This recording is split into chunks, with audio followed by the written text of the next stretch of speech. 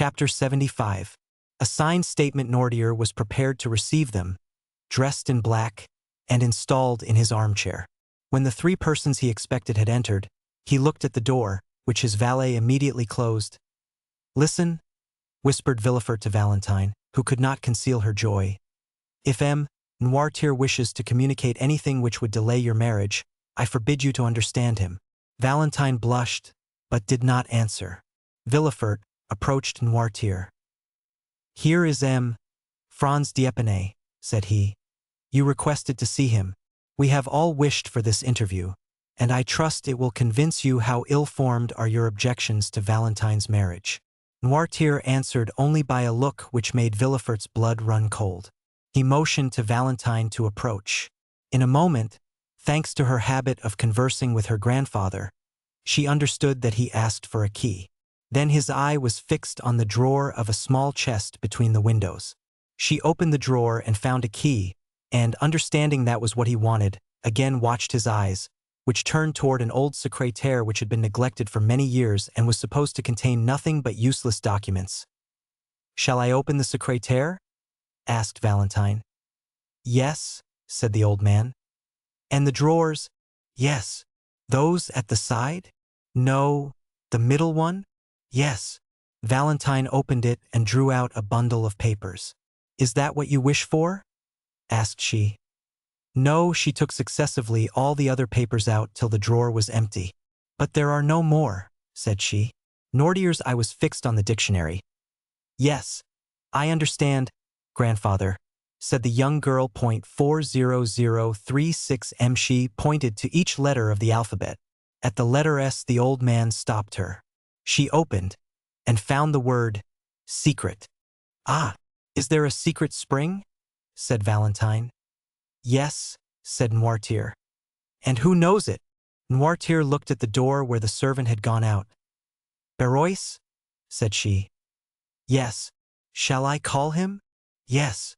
Valentine went to the door and called Berois. Villefort's impatience during this scene made the perspiration roll from his forehead, and Franz was stupefied. The old servant came.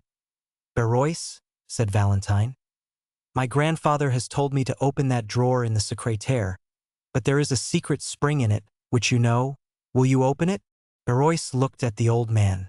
"Obey," said Noirtier's intelligent eye.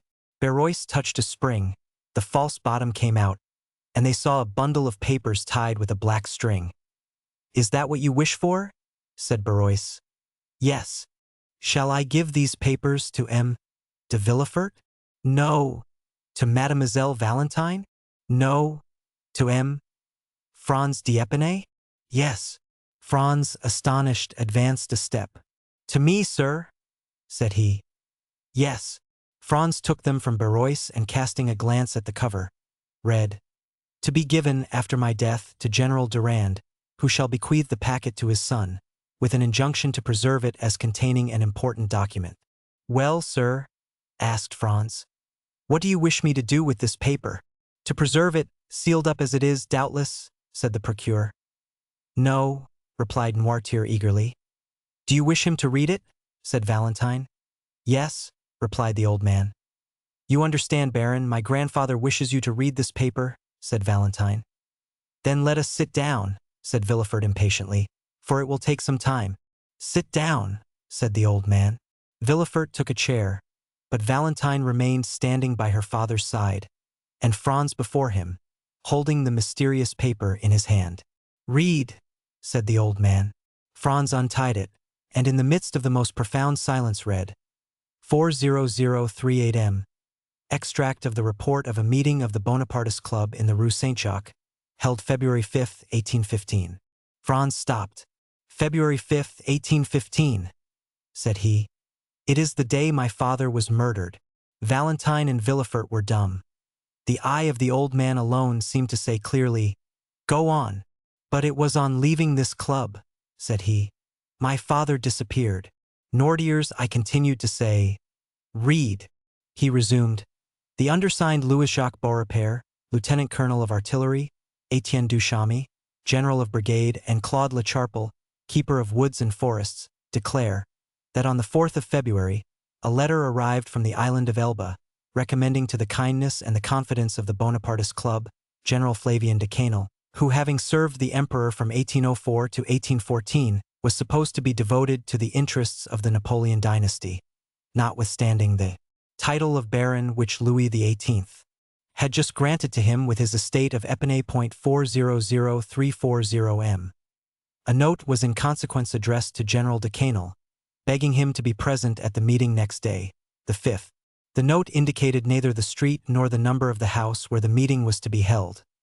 It bore no signature, but it announced to the general that someone would call for him if he would be ready at 9 o'clock. The meetings were always held from that time till midnight. At 9 o'clock the president of the club presented himself. The general was ready. The president informed him that one of the conditions of his introduction was that he should be eternally ignorant of the place of meeting, and that he would allow his eyes to be bandaged, swearing that he would not endeavor to take off the bandage. General Decanel accepted the condition, and promised on his honor not to seek to discover the road they took. The general's carriage was ready, but the president told him it was impossible for him to use it, since it was useless to blindfold the master if the coachman knew through what streets he went. "What must be done then?" asked the general. "I have my carriage here," said the president. "Have you, then, so much confidence in your servant that you can entrust him with a secret you will not allow me to know?" "Our coachman is a member of the club," said the president. "We shall be driven by a state councillor." "Then we run another risk," said the general, laughing. "That of being upset." We insert this joke to prove that the general was not in the least compelled to attend the meeting, but that he came willingly. When they were seated in the carriage, the president reminded the general of his promise to allow his eyes to be bandaged, to which he made no opposition. On the road, the president thought he saw the general make an attempt to remove the handkerchief, and reminded him of his oath.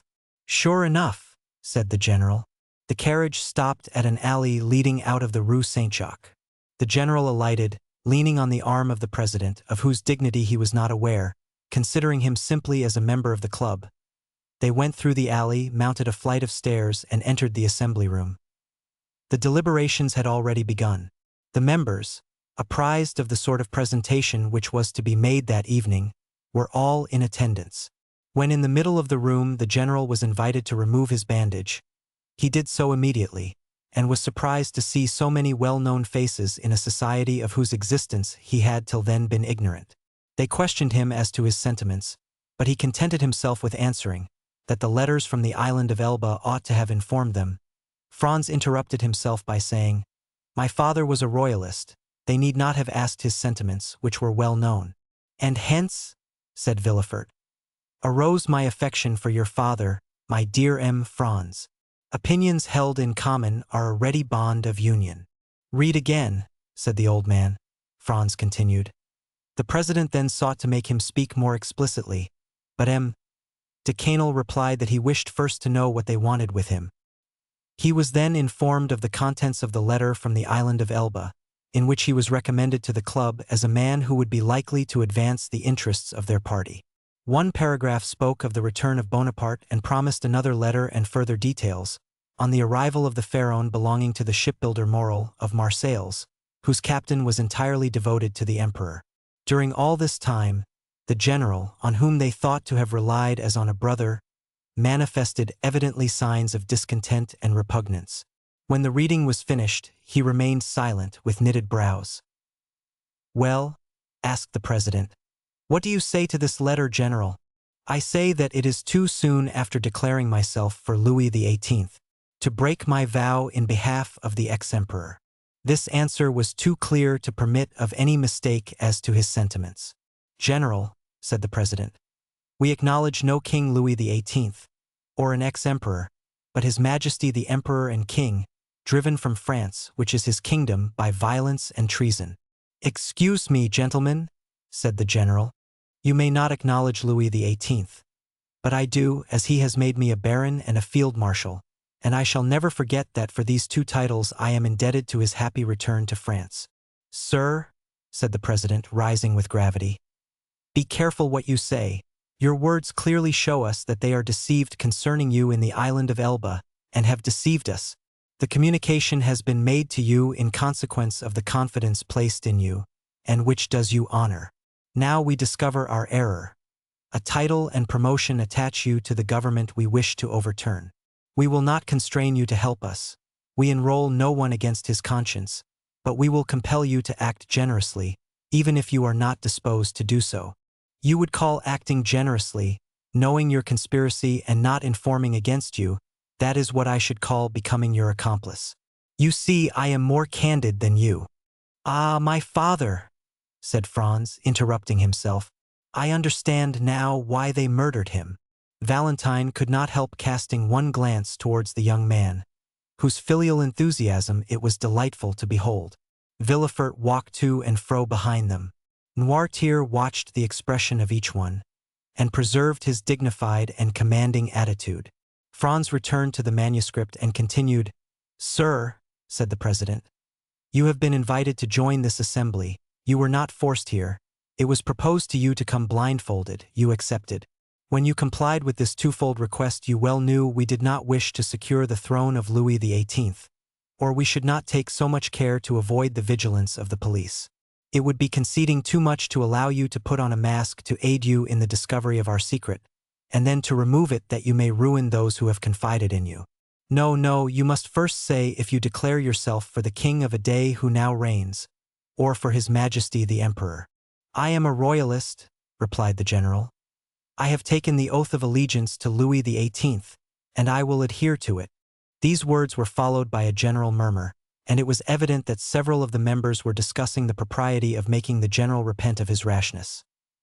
The president again arose, and having imposed silence, said, Sir, you are too serious and too sensible a man not to understand the consequences of our present situation, and your candor has already dictated to us the conditions which remain for us to offer you. The general, putting his hand on his sword, exclaimed, If you talk of honor, do not begin by disavowing its laws, and impose nothing by violence.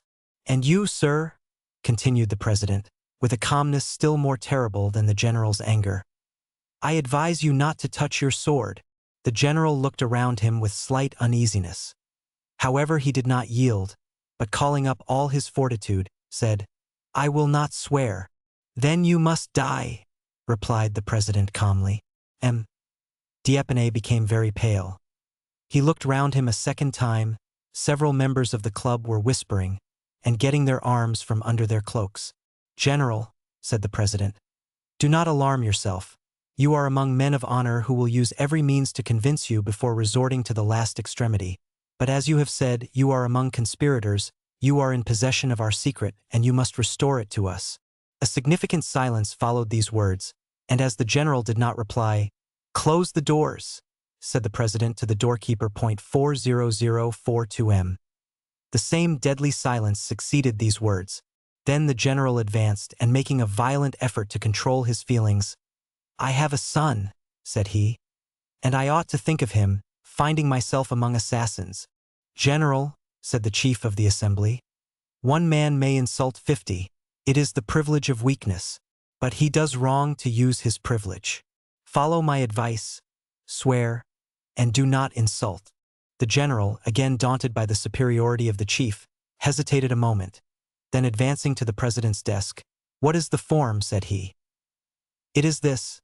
I swear by my honor not to reveal to anyone what I have seen and heard on the 5th of February 1815, between 9 and 10 o'clock in the evening, and I plead guilty of death should I ever violate this oath. The general appeared to be affected by a nervous tremor, which prevented his answering for some moments.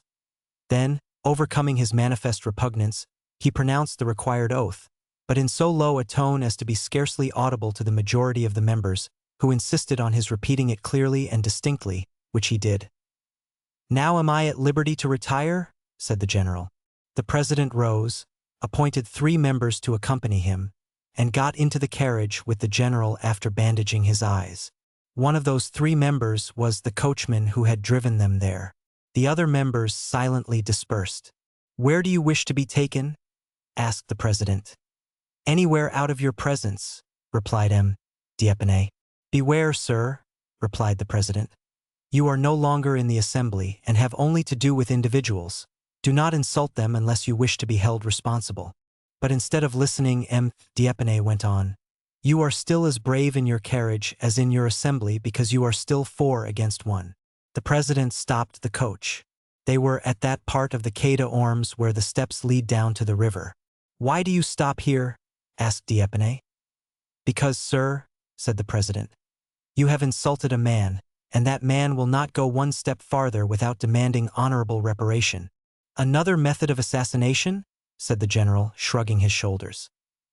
Make no noise, sir, unless you wish me to consider you as one of the men of whom you spoke just now as cowards, who take their weakness for a shield. You are alone, one alone shall answer you. You have a sword by your side, I have one in my cane. You have no witness, one of these gentlemen will serve you. Now, if you please, remove your bandage. The general tore the handkerchief from his eyes. At last, said he, I shall know with whom I have to do. They opened the door and the 4 men alighted. Franz again interrupted himself and wiped the cold drops from his brow. There was something awful in hearing the son read aloud in trembling pallor these details of his father's death, which had hitherto been a mystery. Valentine clasped her hands as if in prayer. Noirtier looked at Villefort with an almost sublime expression of contempt and pride. Franz continued. It was, as we said, the 5th of February. For 3 days the mercury had been 5 or 6 degrees below freezing and the steps were covered with ice. The general was stout and tall. The president offered him the side of the railing to assist him in getting down. The 2 witnesses followed. It was a dark night. The ground from the steps to the river was covered with snow and hoarfrost. The water of the river looked black and deep. One of the seconds went for a lantern in a coal barge near, and by its light they examined the weapons. The president's sword, which was simply, as he had said, one he carried in his cane, was 5 inches shorter than the general's and had no guard. The general proposed to cast lots for the swords, but the president said it was he who had given the provocation, and when he had given it he had supposed each would use his own arms. The witnesses endeavored to insist, but the president bade them be silent. The lantern was placed on the ground. The 2 adversaries took their stations, and the duel began. The light made the 2 swords appear like flashes of lightning. As for the men, they were scarcely perceptible. The darkness was so great. 40044 m. General D'Épinay passed for one of the best swordsmen in the army, but he was pressed so closely in the onset that he missed his aim and fell. The witnesses thought he was dead, but his adversary, who knew he had not struck him, offered him the assistance of his hand to rise. The circumstance irritated instead of calming the general, and he rushed on his adversary. But his opponent did not allow his guard to be broken. He received him on his sword, and 3 times the general drew back on finding himself too closely engaged, and then returned to the charge. At the 3rd he fell again.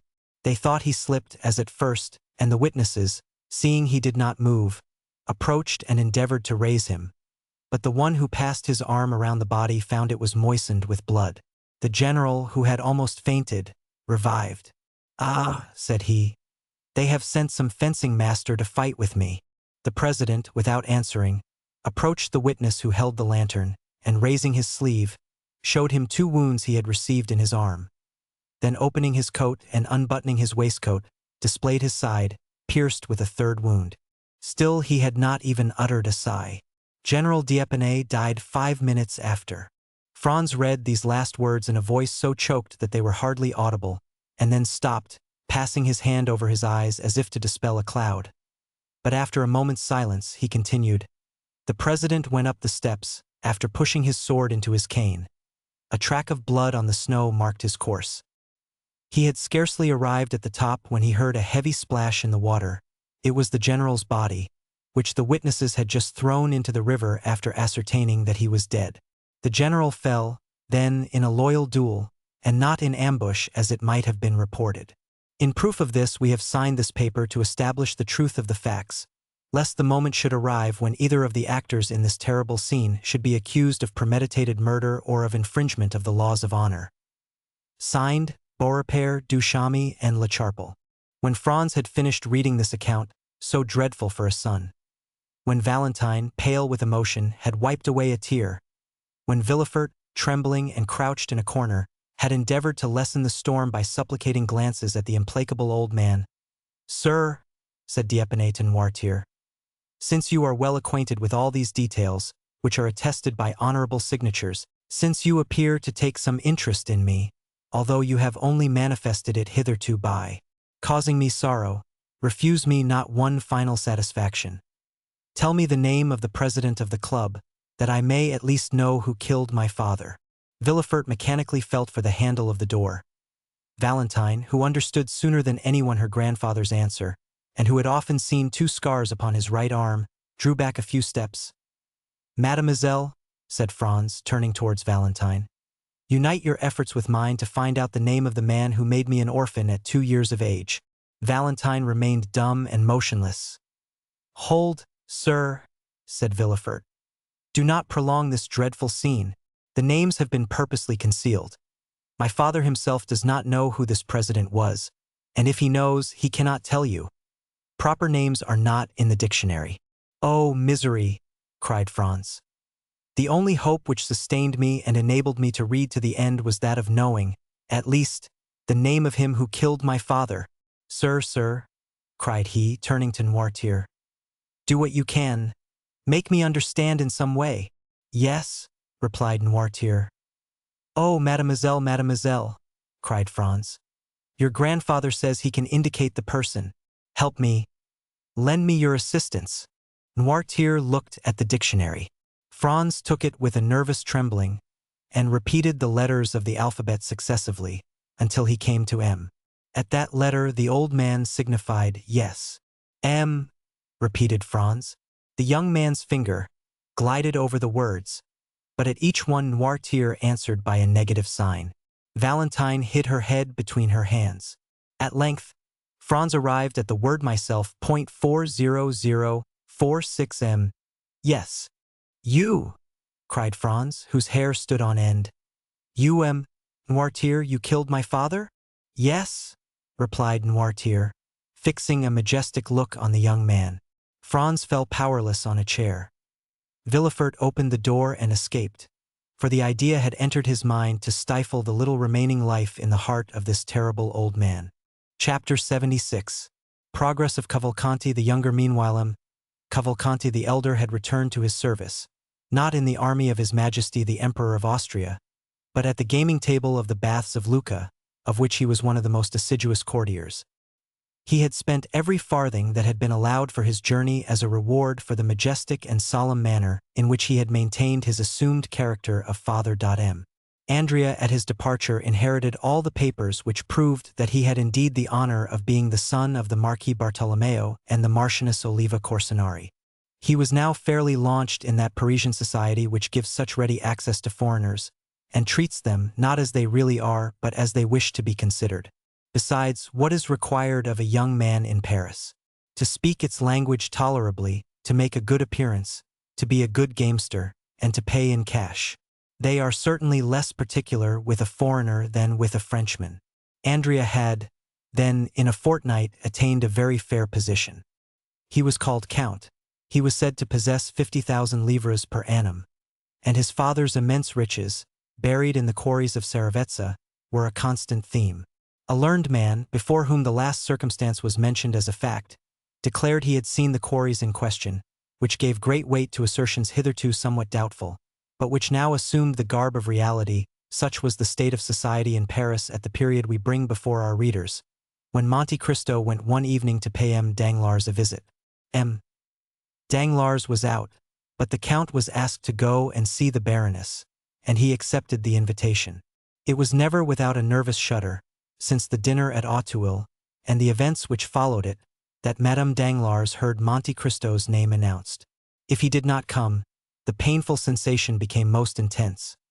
If, on the contrary, he appeared, his noble countenance, his brilliant eyes, his amiability, his polite attention even towards Madame Danglars, soon dispelled every impression of fear. It appeared impossible to the Baroness that a man of such delightfully pleasing manners should entertain evil designs against her. Besides, the most corrupt minds only suspect evil when it would answer some interested end. Useless injury is repugnant to every mind. .40048M. When Monte Cristo entered the boudoir, to which we have already once introduced our readers, and where the Baroness was examining some drawings, which her daughter passed to her after having looked at them with M. Cavalcanti, His presence soon produced its usual effect, and it was with smiles that the Baroness received the Count, although she had been a little disconcerted at the announcement of his name. The latter took in the whole scene at a glance. The Baroness was partially reclining on a sofa, Eugenie sat near her, and Cavalcanti was standing. Cavalcanti, dressed in black, like one of Goethe's heroes, with varnished shoes and white silk open-worked stockings, passed a white and tolerably nice-looking hand through his light hair, and so displayed a sparkling diamond, that in spite of Monte Cristo's advice the vain young man had been unable to resist putting on his little finger. This movement was accompanied by killing glances at Mademoiselle Danglars, and by sighs launched in the same direction. Mademoiselle Danglars was still the same, cold, beautiful, and satirical. Not one of these glances, nor one sigh, was lost on her. They might have been said to fall on the shield of Minerva, which some philosophers assert protected sometimes the breast of Sappho.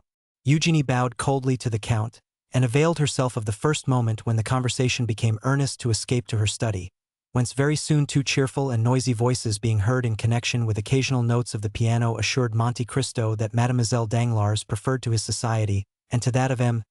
Cavalcanti the company of Mademoiselle Louise d'Armilly. Her singing teacher at IT was then, especially while conversing with Madame Danglars, and apparently absorbed by the charm of the conversation, that the Count noticed Andrea Cavalcanti's solicitude. His manner of listening to the music at the door he dared not pass, and of manifesting his admiration, the banker soon returned. His first look was certainly directed towards Monte Cristo, but the second was for Andrea. As for his wife, he bowed to her as some husbands do to their wives, but in a way that bachelors will never comprehend until a very extensive code is published on conjugal life. "Have not the ladies invited you to join them at the piano?" said Danglars to Andrea. "Alas, no, sir," replied Andrea with a sigh still more remarkable than the former ones. Danglars immediately advanced towards the door and opened it. 40050 The two young ladies were seen seated on the same chair, at the piano, accompanying themselves each with one hand, a fancy to which they had accustomed themselves, and performed admirably. Mademoiselle d'Armilly, whom they then perceived through the open doorway, formed with Eugenie one of the tableaux vivants of which the Germans are so fond. She was somewhat beautiful and exquisitely formed, a little fairy-like figure, with large curls falling on her neck, which was rather too long, as Perugino sometimes makes his virgins, and her eyes dull from fatigue. She was said to have a weak chest, and like Antonia in the Cremona violin, she would die one day while singing. Monte Cristo cast one rapid and curious glance round the sanctum. It was the first time he had ever seen Mademoiselle d'Armilly, of whom he had heard much. "Well," said the banker to his daughter, "are we then all to be excluded?" He then led the young man into the study, and either by chance or maneuver the door was partially closed after Andrea, so that from the place where they sat neither the Count nor the Baroness could see anything. But as the banker had accompanied Andrea, Madame Danglars appeared to take no notice of it. The Count soon heard Andrea's voice, singing a Corsican song accompanied by the piano. While the Count smiled at hearing this song, which made him lose sight of Andrea in the recollection of Benedetto, Madame Danglars was boasting to Monte Cristo of her husband's strength of mind, who that very morning had lost 300,000 or 400,000 francs by a failure at Milan. The praise was well deserved, for had not the Count heard it from the Baroness, or by one of those means by which he knew everything, the Baron's countenance would not have led him to suspect it. Thought Monte Cristo. He begins to conceal his losses, a month since he boasted of them. Then aloud, "Oh, Madame Danglars is so skillful. He will soon regain at the Bourse what he loses elsewhere." "I see that you participate in a prevalent error," said Madame Danglars. "What is it?" said Monte Cristo. "That Danglars speculates, whereas he never does." "Truly, madame, I recollect Debray told me. Apropos, what has become of him? I have seen nothing of him the last 3 or 4 days." "Nor I," said Madame Danglars. "But you began a sentence, sir, and did not finish." "Which? Debray had told you." "Ah, yes. He told me it was you who sacrificed to the demon of speculation. I was once very fond of it, but I do not indulge now." "Then you are wrong, madam. Fortune is precarious, and if I were a woman and fate had made me a banker's wife, whatever might be my confidence in my husband's good fortune, Still in speculation there is great risk. Well, I would secure for myself a fortune independent of him, even if I acquired it by placing my interests in hands unknown to him. Madame Danglars blushed in spite of all her efforts. "Stay," said Monte Cristo, as though he had not observed her confusion. "I have heard of a lucky hit that was made yesterday on the Neapolitan bonds. I have none, nor have I ever possessed any. But really we have talked long enough of money, Count. We are like two stockbrokers. Have you heard how fate is persecuting the poor Villeforts?" "What has happened?" said the Count, simulating total ignorance. The Marquis of Saint-Méran died a few days after he had set out on his journey to Paris, and the Marchioness a few days after her arrival?" "Yes," said Monte Cristo. "I have heard that, but, as Claudius said to Hamlet, it is a law of nature. Their fathers died before them, and they mourned their loss. They will die before their children, who will, in their turn, grieve for them. But that is not all. Not all. No, they were going to marry their daughter, to M. Franz d'Épinay. Is it broken off? Yesterday morning, it appears, Franz declined the honor." "Indeed? And is the reason known?" "No. How extraordinary! And how does M. de Villefort bear it?" "As usual, like a philosopher." Danglars returned at this moment alone. "Well," said the Baroness, "do you leave M. Cavalcanti with your daughter? And Mademoiselle d'Armilly?" said the banker. "Do you consider her no one?" Then, turning to Monte Cristo, he said, "Prince Cavalcanti is a charming young man, is he not? But is he really a prince?" "I will not answer for it," said Monte Cristo. "His father was introduced to me as a marquis, so he ought to be a count, but I do not think he has much claim to that title." "Why?" said the banker. "If he is a prince, he is wrong not to maintain his rank. I do not like anyone to deny his origin." "Oh, you are a thorough democrat," said Monte Cristo, smiling. "But do you see to what you are exposing yourself?" said the Baroness. "If, perchance, M. de Morcerf came, he would find M. Cavalcanti in that room, where he, the betrothed of Eugenie, has never been admitted." "You may well say perchance," replied the banker. "For he comes so seldom, it would seem only chance that brings him. But should he come and find that young man with your daughter, he might be displeased." "He? You are mistaken. M. Albert would not do us the honor to be jealous. He does not like Eugenie sufficiently. Besides, I care not for his displeasure. Still, situated as we are—" "Yes, do you know how we are situated? At his mother's ball he danced once with Eugenie, and M. Cavalcanti 3 times, and he took no notice of it." The valet announced the Vicomte Albert de Morcerf. The Baroness rose hastily, and was going into the study, when Danglars stopped her. "Let her alone," said he. She looked at him in amazement. Monte Cristo appeared to be unconscious of what passed. Albert entered, looking very handsome and in high spirits. He bowed politely to the Baroness, familiarly to Danglars, and affectionately to Monte Cristo. Then turning to the Baroness, "May I ask how Mademoiselle Danglars is?" said he. "She is quite well," replied Danglars quickly. "She is at the piano with M. Cavalcanti." Albert retained his calm and indifferent manner. He might feel perhaps annoyed, but he knew Monte Cristo's eye was on him. "M. Cavalcanti has a fine tenor voice," said he, "and Mademoiselle Eugenie a splendid soprano, and then she plays the piano like Thalberg. The concert must be a delightful one." "They suit each other remarkably well," said Danglars.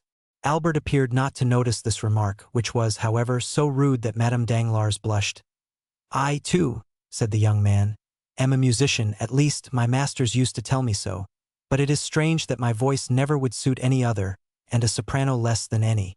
Danglars smiled and seemed to say, "It is of no consequence." Then, hoping doubtless to effect his purpose, he said, "The prince and my daughter were universally admired yesterday. You were not of the party, M. de Morcerf." "What prince?" asked Albert. "Prince Cavalcanti," said Danglars, who persisted in giving the young man that title. "Pardon me," said Albert. "I was not aware that he was a prince. And Prince Cavalcanti sang with Mademoiselle Eugenie yesterday? It must have been charming, indeed. I regret not having heard them, but I was unable to accept your invitation, having promised to accompany my mother to a German concert given by the Baroness of Châteaurenaud. This was followed by rather an awkward silence. May I also be allowed, said Morcerf, to pay my respects to Mademoiselle Danglars? Wait a moment, said the banker, stopping the young man. Do you hear that delightful cavatina? Ta. It is charming, let them finish on a moment. Bravo, brava. The banker was enthusiastic in his applause. 40054 indeed, said Albert. It is exquisite. It is impossible to understand the music of his country better than Prince Cavalcanti does. You said prince, did you not? But he can easily become one, if he is not already. It is no uncommon thing in Italy. But to return to the charming musicians, you should give us a treat, Danglars, without telling them there is a stranger. Ask them to sing one more song. It is so delightful to hear music in the distance, when the musicians are unrestrained by observation. Danglars was quite annoyed by the young man's indifference.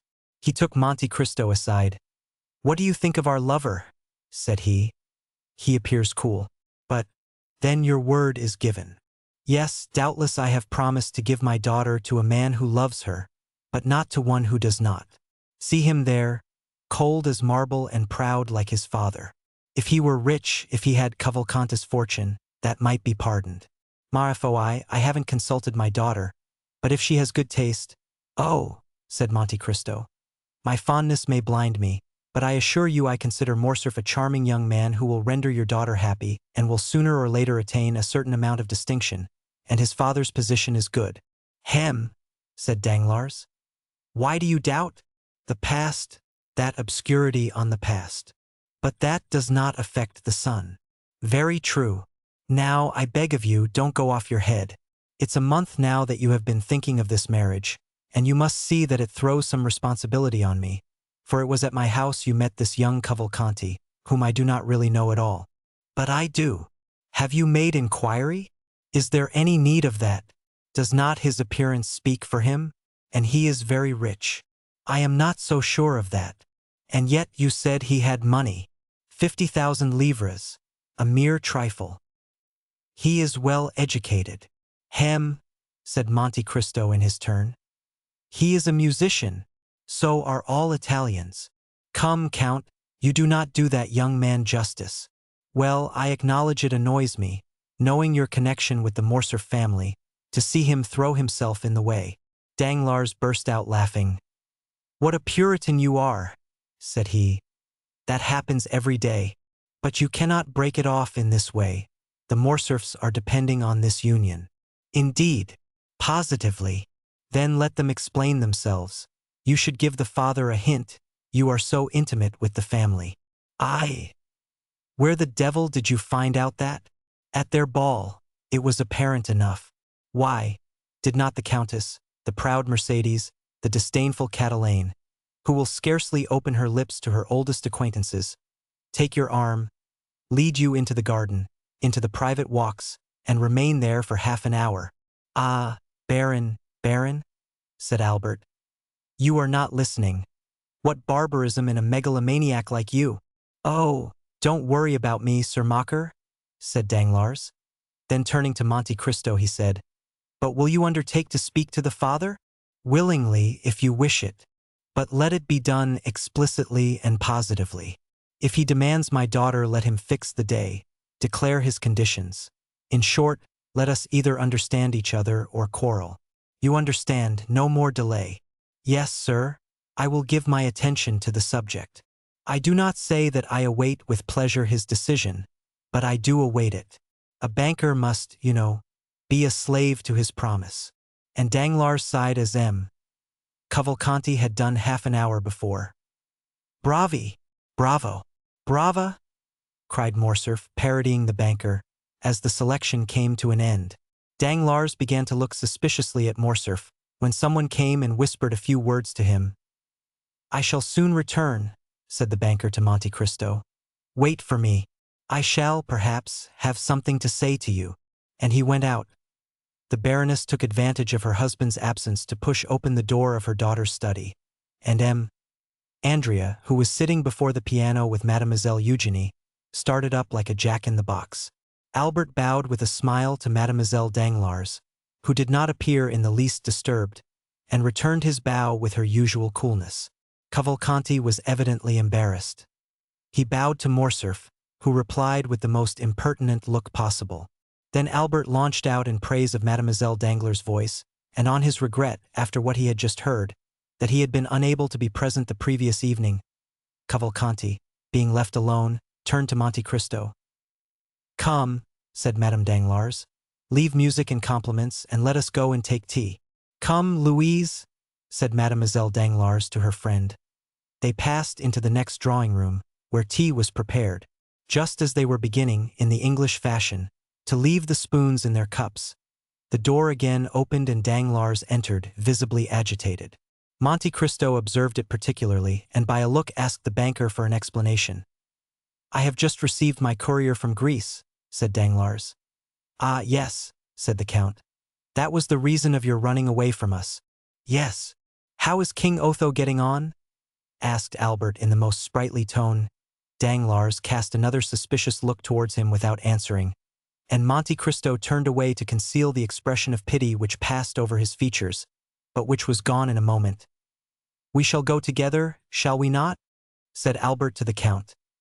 "If you like," replied the latter. Albert could not understand the banker's look, and turning to Monte Cristo, who understood it perfectly, "Did you see," said he, "how he looked at me?" "Yes," said the Count. "But did you think there was anything particular in his look?" "Indeed, I did. And what does he mean by his news from Greece?" "How can I tell you?" "Because I imagine you have correspondents in that country." Monte Cristo smiled significantly. "Stop," said Albert. "Here he comes. I shall compliment Mademoiselle Danglars on her cameo, while the father talks to you. If you compliment her at all, let it be on her voice at least," said Monte Cristo. "No, everyone would do that." "My dear Viscount, you are dreadfully impertinent."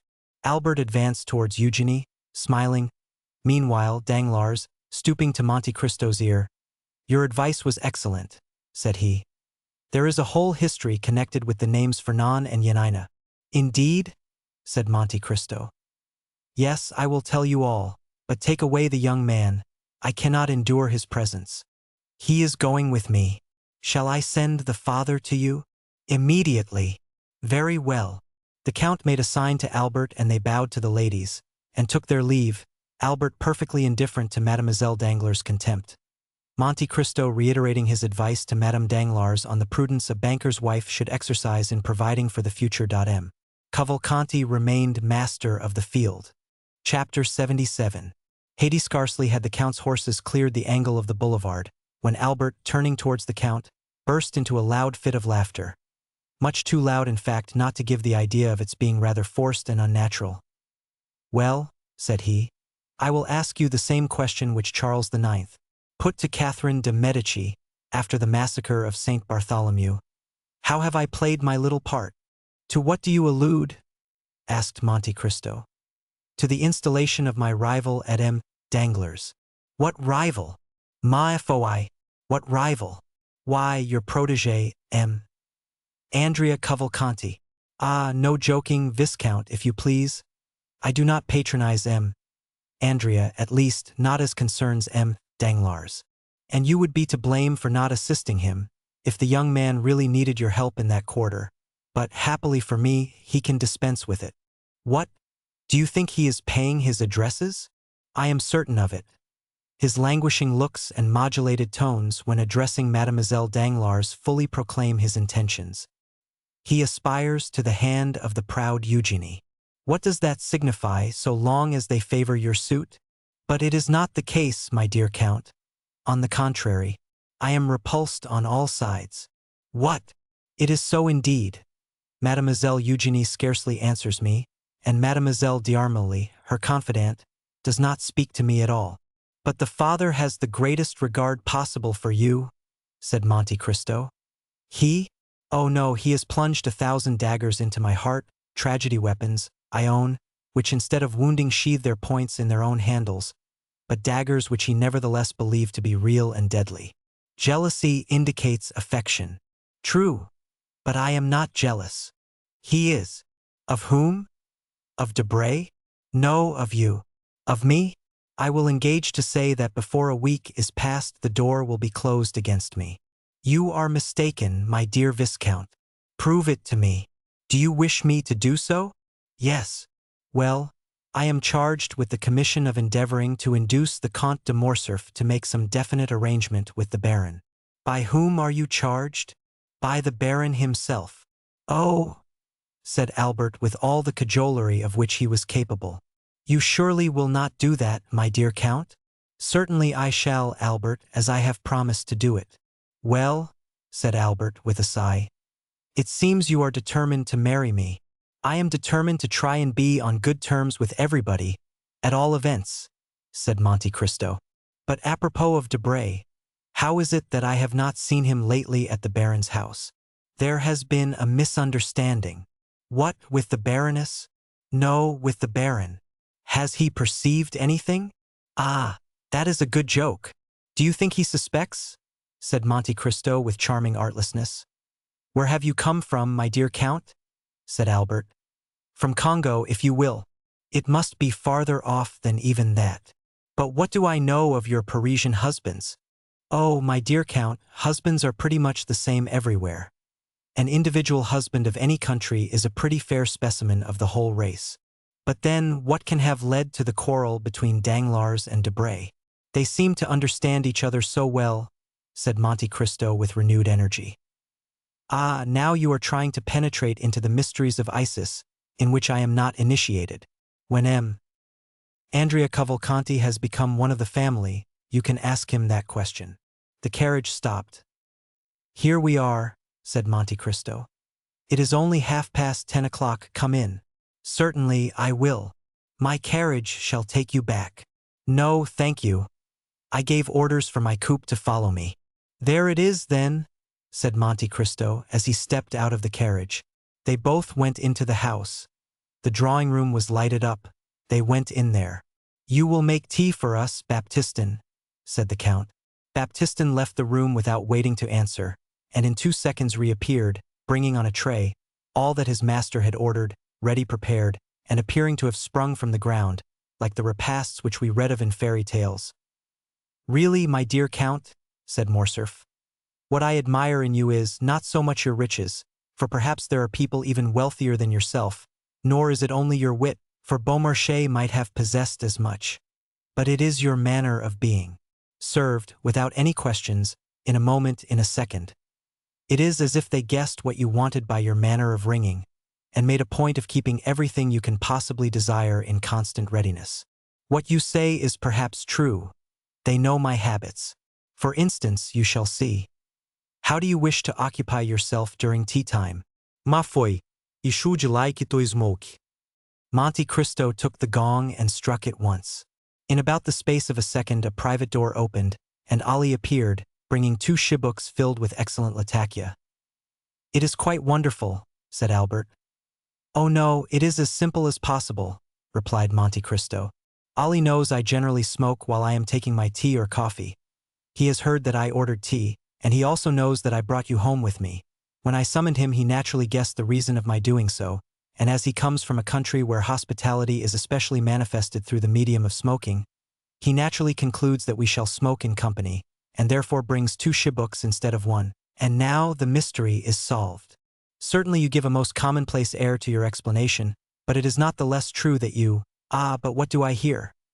And Morcerf inclined his head towards the door, through which sounds seemed to issue resembling those of a guitar. Ma foi, my dear Viscount, you are fated to hear music this evening. You have only escaped from Mademoiselle Danglars' piano to be attacked by Hades Guzla. Haidee? What an adorable name!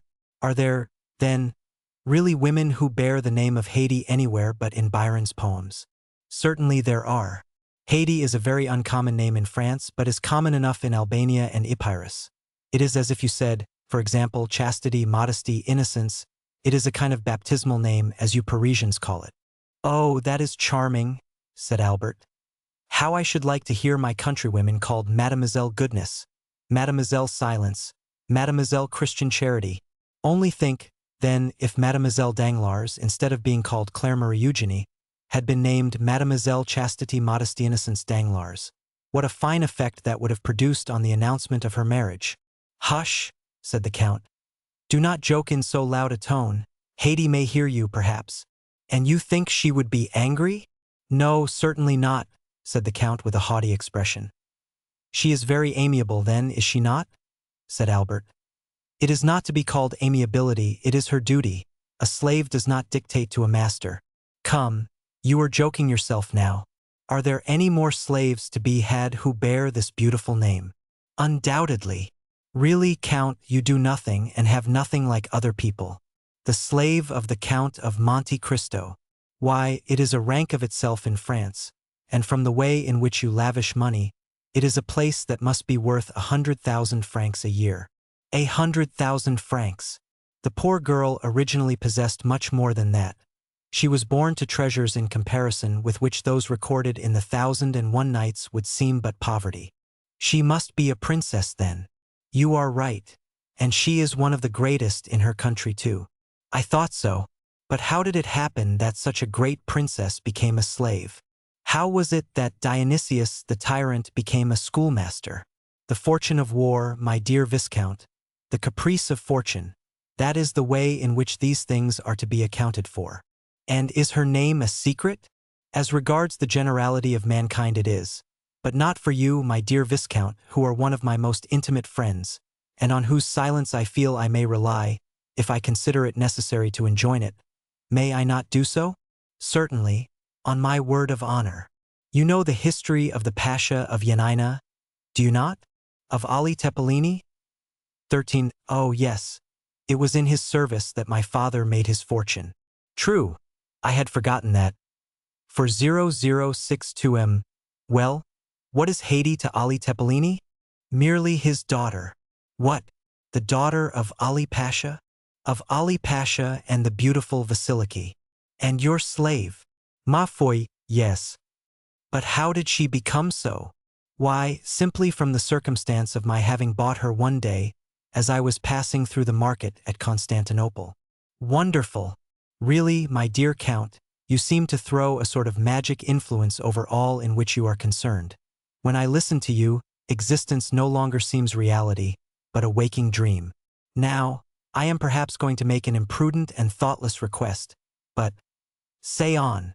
But, since you go out with Haydée, and sometimes even take her to the opera, well, I think I may venture to ask you this favor. You may venture to ask me anything. Well then, my dear Count, present me to your princess. I will do so, but on two conditions. I accept them at once. The first is, that you will never tell anyone that I have granted the interview. Very well, said Albert, extending his hand. I swear I will not. The second is, that you will not tell her that your father ever served hers. I give you my oath that I will not. Enough, Viscount. You will remember those two vows, will you not? But I know you to be a man of honor. The Count again struck the gong. Ali reappeared. Tell Haydée, said he, that I will take coffee with her, and give her to understand that I desire permission to present one of my friends to her. Ali bowed and left the room. Now understand me, said the Count. No direct questions, my dear Morcerf. If you wish to know anything, tell me and I will ask her. Agreed. Ali reappeared for the third time and drew back the tapestried hanging which concealed the door, to signify to his master and Albert that they were at liberty to pass on. Let us go in, said Monte Cristo. Albert passed his hand through his hair and curled his mustache. Then, having satisfied himself as to his personal appearance, followed the Count into the room, the latter having previously resumed his hat and gloves. Ali was stationed as a kind of advanced guard, and the door was kept by the 3 French attendants, commanded by Myrtho. Haydée was awaiting her visitors in the first room of her apartments, which was the drawing-room. Her large eyes were dilated with surprise and expectation, for it was the first time that any man, except Monte Cristo, had been accorded an entrance into her presence.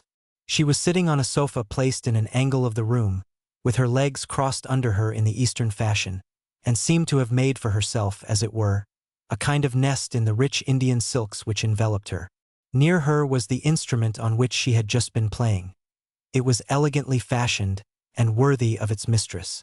On perceiving Monte Cristo, she arose and welcomed him with a smile peculiar to herself, expressive at once of the most implicit obedience and also of the deepest love. Monte Cristo advanced towards her and extended his hand, which she as usual raised to her lips. 40064 Malbert had proceeded no farther than the door, where he remained rooted to the spot, being completely fascinated by the sight of such surpassing beauty, beheld as it was for the first time, and of which an inhabitant of more northern climes could form no adequate idea. "Whom do you bring?" asked the young girl in Romaic of Monte Cristo. "Is it a friend, a brother, a simple acquaintance, or an enemy?" "A friend," said Monte Cristo in the same language. "What is his name?" "Count Albert. It is the same man whom I rescued from the hands of the banditti at Rome." "In what language would you like me to converse with him?" Monte Cristo turned to Albert. "Do you know modern Greek?" asked he. "Alas, no," said Albert. "Nor even ancient Greek, my dear Count. Never had Homer or Plato a more unworthy scholar than myself." "Then," said Haydée, proving by her remark that she had quite understood Monte Cristo's question and Albert's answer, "then I will speak either in French or Italian, if my lord so wills it." Monte Cristo reflected one instant. "You will speak in Italian," said he. Then, turning towards Albert, "It is a pity you do not understand either ancient or modern Greek, both of which Haydée speaks so fluently. The poor child will be obliged to talk to you in Italian, which will give you but a very false idea of her powers of conversation." The Count made a sign to Haydée to address his visitor. "Sir," she said to Morcerf, "you are most welcome as the friend of my lord and master." This was said in excellent Tuscan, and with that soft Roman accent which makes the language of Dante as sonorous as that of Homer.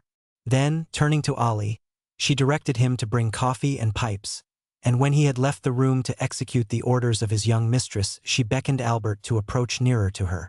Monte Cristo and Morcerf drew their seats towards a small table, on which were arranged music, drawings, and vases of flowers. Ali then entered bringing coffee and chiboks. As to M. Baptistin, this portion of the building was interdicted to him. Albert refused the pipe which the Nubian offered him. "Oh, take it, said the Count. "Haydée is almost as civilized as a Parisian. The smell of a Havana is disagreeable to her, but the tobacco of the East is a most delicious perfume, you know." Ali left the room. The cups of coffee were all prepared, with the addition of sugar, which had been brought for Albert. Monte Cristo and Haydée took the beverage in the original Arabian manner, that is to say, without sugar. Haydée took the porcelain cup in her little slender fingers and conveyed it to her mouth with all the innocent artlessness of a child when eating or drinking something which it likes. At this moment 2 women entered, bringing salvers filled with ices and sherbet, which they placed on 2 small tables appropriated to that purpose. "My dear host, and you, signora," said Albert in Italian, "excuse my apparent stupidity. I am quite bewildered, and it is natural that it should be so. Here I am in the heart of Paris, but a moment ago I heard the rumbling of the omnibuses and the tinkling of the bells of the lemonade sellers, and now I feel as if I were suddenly transported to the East. Not such as I have seen it, but such as my dreams have painted it. Oh, signora, if I could but speak Greek, your conversation, added to the fairy scene which surrounds me, would furnish an evening of such delight as it would be impossible for me ever to forget." "I speak sufficient Italian to enable me to converse with you, sir," said Haydée quietly. "And if you like what is Eastern, I will do my best to secure the gratification of your tastes while you are here." "On what subject shall I converse with her?" said Albert in a low tone to Monte Cristo. "Just what you please. You may speak of her country and of her youthful reminiscences, or if you like it better you can talk of Rome, Naples, or Florence." "Oh," said Albert, "it is of no use to be in the company of a Greek if one converses just in the same style as with a Parisian. Let me speak to her of the East." "Do so then, for of all themes which you could choose that will be the most agreeable to her taste." Albert turned towards Haydée. "At what age did you leave Greece, signora?" asked he. "I left it when I was but 5 years old," replied Haydée. And have you any recollection of your country? When I shut my eyes and think, I seem to see it all again. The mind can see as well as the body. The body forgets sometimes, but the mind always remembers. And how far back into the past do your recollections extend? I could scarcely walk when my mother, who was called Vasiliki, which means royal, said the young girl, tossing her head proudly, took me by the hand, and after putting in our purse all the money we possessed, we went out, both covered with veils, to solicit alms for the prisoners, saying, "He who giveth to the poor lendeth to the Lord." Then, when our purse was full, we returned to the palace, and without saying a word to my father, we sent it to the convent, where it was divided amongst the prisoners. And how old were you at that time? I was 3 years old, said Haydée. Then you remember everything that went on about you from the time when you were 3 years old? Said Albert. Everything, Count, said Albert in a low tone to Monte Cristo. Do allow the signora to tell me something of her history. You prohibited my mentioning my father's name to her, but perhaps she will allude to him of her own accord in the course of the recital, and you have no idea how delighted I should be to hear our name pronounced by such beautiful lips. Monte Cristo turned to Haydée, and with an expression of countenance which commanded her to pay the most implicit attention to his words, he said in Greek, Pi alpha tauro mu nu tau eta nu musete epsilon tau nu omicron mu alpha pi rho omicron delta tau omicron upsilon kappa alpha pi rho omicron delta omicron sigma alpha nu epsilon pi mu nu. That is, tell us the fate of your father, but neither the name of the traitor nor the treason. Haydée sighed deeply, and a shade of sadness clouded her beautiful brow. What are you saying to her? Said Morcerf in an undertone. I again reminded her that you were a friend, and that she need not conceal anything from you. Then, said Albert, this pious pilgrimage in behalf of the prisoners was your first remembrance. What is the next? Oh, then I remember as if it were but yesterday sitting under the shade of some sycamore trees, on the borders of a lake, in the waters of which the trembling foliage was reflected as in a mirror. Under the oldest and thickest of these trees, reclining on cushions, sat my father. My mother was at his feet, and I, childlike, amused myself by playing with his long white beard which descended to his girdle, or with the diamond hilt of the scimitar attached to his girdle. Then from time to time there came to him an Albanian who said something to which I paid no attention, but which he always answered in the same tone of voice, either kill or pardon. It is very strange, said Albert, to hear such words proceed from the mouth of anyone but an actress on the stage, and one needs constantly to be saying to oneself, this is no fiction, it is all reality, in order to believe it. And how does France appear in your eyes, accustomed as they have been to gaze on such enchanted scenes? I think it is a fine country, said Haydée, but I see France as it really is, because I look on it with the eyes of a woman, whereas my own country, which I can only judge of from the impression produced on my childish mind, always seems enveloped in a vague atmosphere, which is luminous or otherwise, according as my remembrances of it are sad or joyous. So young, said Albert, forgetting at the moment the Count's command that he should ask no questions of the slave herself. Is it possible that you can have known what suffering is except by name? Haydée turned her eyes towards Monte Cristo, who, making at the same time some imperceptible sign, murmured, Epsilon Pi, speak. Nothing is ever so firmly impressed on the mind as the memory of our early childhood, and with the exception of the 2 scenes I have just described to you, all my earliest reminiscences are fraught with deepest sadness. Speak, speak, signora, said Albert. I am listening with the most intense delight and interest to all you say. Haydée answered his remark with a melancholy smile. You wish me, then, to relate the history of my past sorrows? Said she. I beg you to do so, replied Albert. Well, I was but 4 years old when one night I was suddenly awakened by my mother. We were in the palace of Yanina. She snatched me from the cushions on which I was sleeping, and on opening my eyes I saw hers filled with tears. She took me away without speaking. When I saw her weeping I began to cry too. Hush, child, said she. At other times, in spite of maternal endearments or threats, I had with a child's caprice been accustomed to indulge my feelings of sorrow or anger by crying as much as I felt inclined.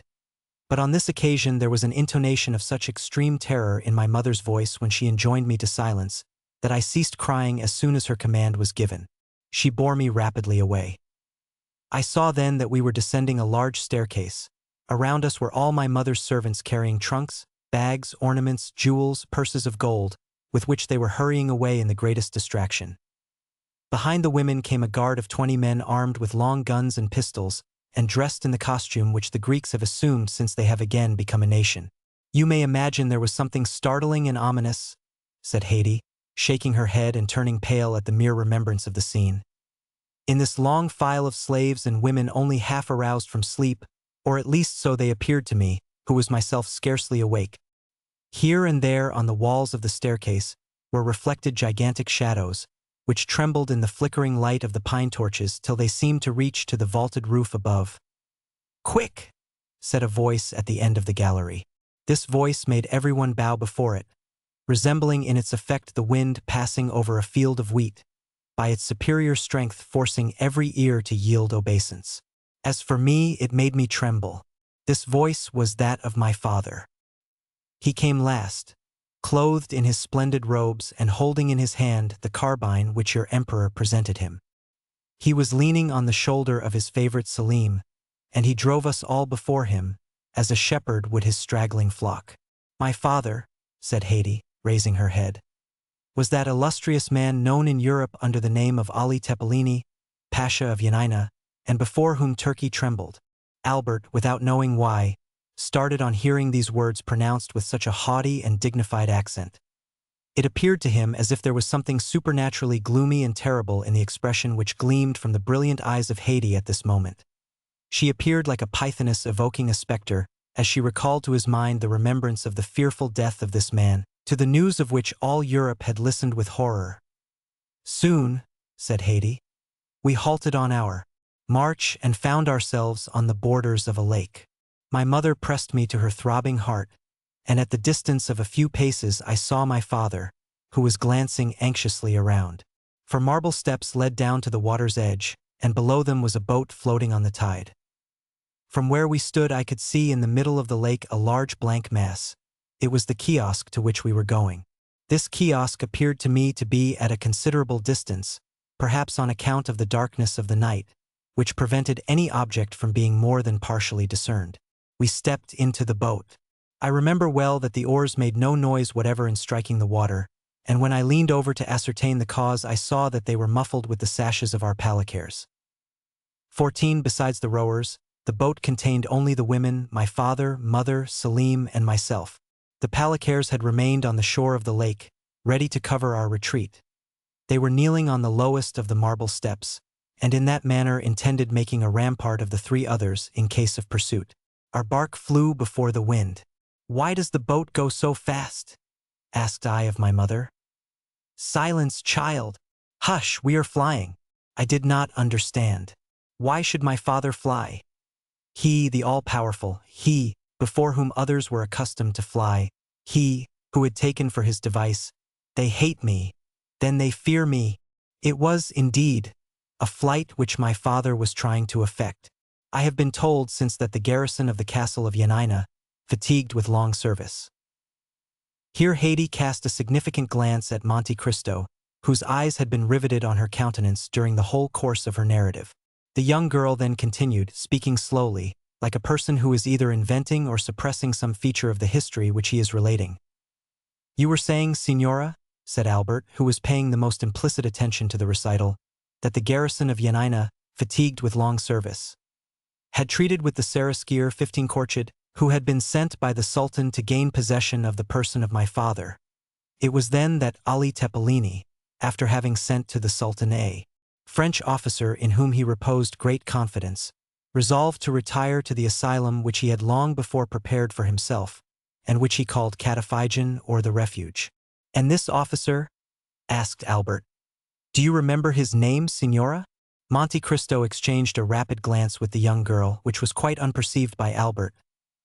"No," said she, "I do not remember it just at this moment, but if it should occur to me presently I will tell you." Albert was on the point of pronouncing his father's name, when Monte Cristo gently held up his finger in token of reproach. The young man recollected his promise, and was silent. It was towards this kiosk that we were rowing. A ground floor, ornamented with arabesques, bathing its terraces in the water, and another floor, looking on the lake, was all which was visible to the eye. But beneath the ground floor, stretching out into the island, was a large subterranean cavern, to which my mother, myself, and the women were conducted. In this place were together 60,000 pouches and 200 barrels. The pouches contained 25 million of money in gold, and the barrels were filled with 30,000 pounds of gunpowder. Near the barrels stood Selim, my father's favorite, whom I mentioned to you just now. He stood watch day and night with a lance provided with a lighted slow match in his hand, and he had orders to blow up everything: kiosk, guards, women, gold, and Ali Tepelini himself, at the first signal given by my father. I remember well that the slaves, convinced of the precarious tenure on which they held their lives, passed whole days and nights in praying, crying, and groaning. As for me, I can never forget the pale complexion and black eyes of the young soldier, and whenever the angel of death summons me to another world, I am quite sure I shall recognize Selim. I cannot tell you how long we remained in this state. At that period I did not even know what time meant. Sometimes, but very rarely, my father summoned me and my mother to the terrace of the palace.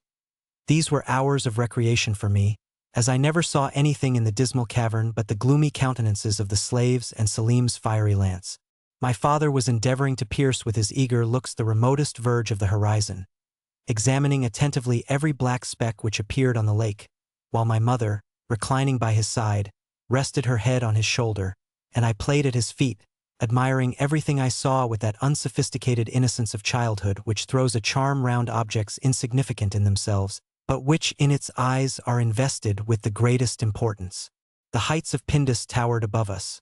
The castle of Yanina rose white and angular from the blue waters of the lake, and the immense masses of black vegetation which, viewed in the distance, gave the idea of lichens clinging to the rocks, were in reality gigantic fir trees and myrtles. One morning my father sent for us. My mother had been crying all the night and was very wretched. We found the pasha calm, but paler than usual. "Take courage, Vasiliki," said he. "Today arrives the firman of the master, and my fate will be decided. If my pardon be complete, we shall return triumphant to Yanina. If the news be inauspicious, we must fly this night." "But supposing our enemy should not allow us to do so?" said my mother. "Oh, make yourself easy on that head," said Ali, smiling. "Selim and his flaming lance will settle that matter. They would be glad to see me dead, but they would not like themselves to die with me." My mother only answered by sighs to consolations which she knew did not come from my father's heart. She prepared the iced water which he was in the habit of constantly drinking, for since his sojourn at the kiosk he had been parched by the most violent fever, after which she anointed his white beard with perfumed oil and lighted his chibouque, which he sometimes smoked for hours together, quietly watching the wreaths of vapor that ascended in spiral clouds and gradually melted away in the surrounding atmosphere. Presently he made such a sudden movement that I was paralyzed with fear. Then, without taking his eyes from the object which had first attracted his attention, he asked for his telescope. My mother gave it him, and as she did so, looked whiter than the marble against which she leaned. I saw my father's hand tremble. "A boat! 2, 3, murmured my father. 4. He then arose, seizing his arms and priming his pistols. "Vasiliki," said he to my mother, trembling perceptibly, "the instant approaches which will decide everything. In the space of half an hour we shall know the emperor's answer. Go into the cavern with Haydée." "I will not quit you," said Vasiliki. "If you die, my lord, I will die with you." "Go to Selim," cried my father. "Adieu, my lord," murmured my mother, determining quietly to await the approach of death. "Take away Vasiliki," said my father to his palicares. As for me, I had been forgotten in the general confusion. I ran toward Ali Tepelini. He saw me hold out my arms to him, and he stooped down and pressed my forehead with his lips. Oh, how distinctly I remember that kiss! It was the last he ever gave me, and I feel as if it were still warm on my forehead. On descending, we saw through the latticework several boats which were gradually becoming more distinct to our view. At first they appeared like black specks, and now they looked like birds skimming the surface of the waves.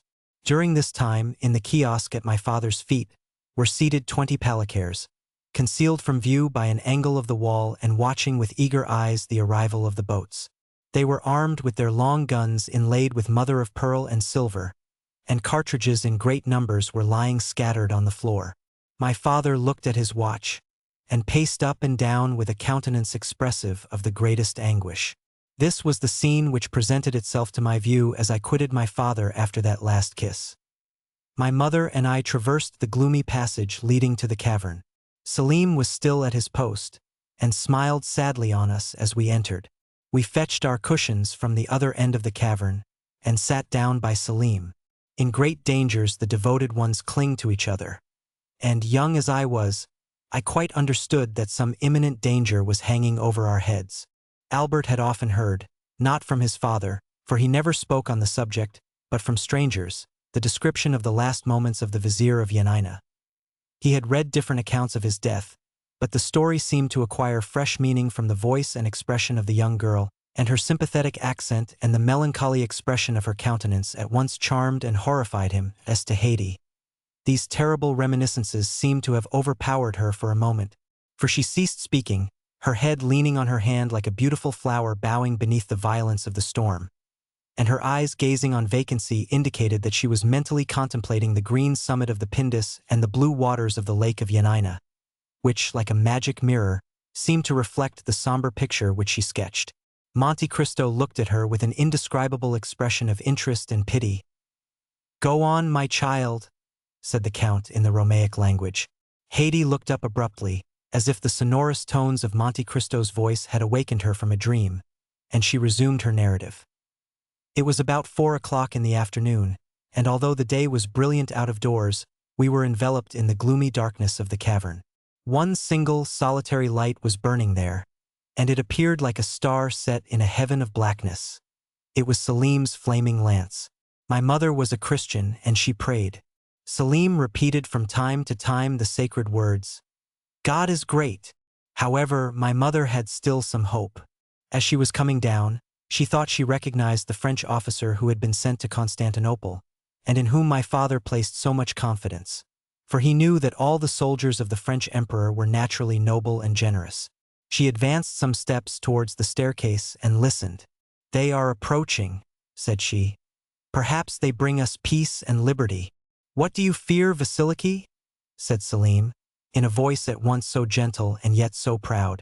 "If they do not bring us peace, we will give them war. If they do not bring life, we will give them death." And he renewed the flame of his lance with a gesture which made one think of Dionysus of old Crete. 16. But I, being only a little child, was terrified by this undaunted courage, which appeared to me both ferocious and senseless, and I recoiled with horror from the idea of the frightful death amidst fire and flames which probably awaited us. My mother experienced the same sensations, for I felt her tremble.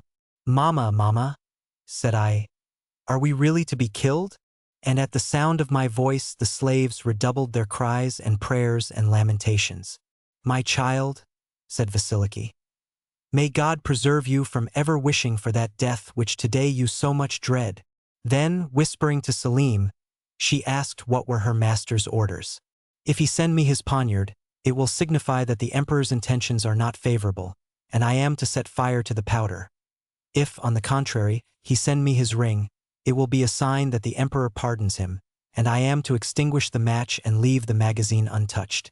"My friend," said my mother, "when your master's orders arrive, if it is the poniard which he sends, instead of dispatching us by that horrible death which we both so much dread, you will mercifully kill us with this same poniard, will you not?" "Yes, Vasiliki," replied Selim tranquilly. Suddenly we heard loud cries, and, listening, discerned that they were cries of joy. The name of the French officer who had been sent to Constantinople resounded on all sides amongst our palicares. It was evident that he brought the answer of the emperor, and that it was favorable. "And do you not remember the Frenchman's name?" said Morcerf, quite ready to aid the memory of the narrator. Monte Cristo made a sign to him to be silent. "I do not recollect it," said Haydée. The noise increased. Steps were heard approaching nearer and nearer. They were descending the steps leading to the cavern. Selim made ready his lance. Soon a figure appeared in the gray twilight at the entrance of the cave, formed by the reflection of the few rays of daylight which had found their way into this gloomy retreat. "Who are you?" cried Selim. But whoever you may be, I charge you not to advance another step." "Long live the emperor," said the figure. "He grants a full pardon to the Vizier Ali, and not only gives him his life, but restores to him his fortune and his possessions." My mother uttered a cry of joy and clasped me to her bosom. "Stop," said Selim, seeing that she was about to go out. "You see, I have not yet received the ring." "True," said my mother, and she fell on her knees, at the same time holding me up towards heaven, as if she desired, while praying to God in my behalf, to raise me actually to his presence. And for the second time Haydée stopped, overcome by such violent emotion that the perspiration stood upon her pale brow, and her stifled voice seemed hardly able to find utterance, so parched and dry were her throat and lips. 40076 Monte Cristo poured a little iced water into a glass, and presented it to her, saying with a mildness in which was also a shade of command, "Courage." Haydée dried her eyes and continued.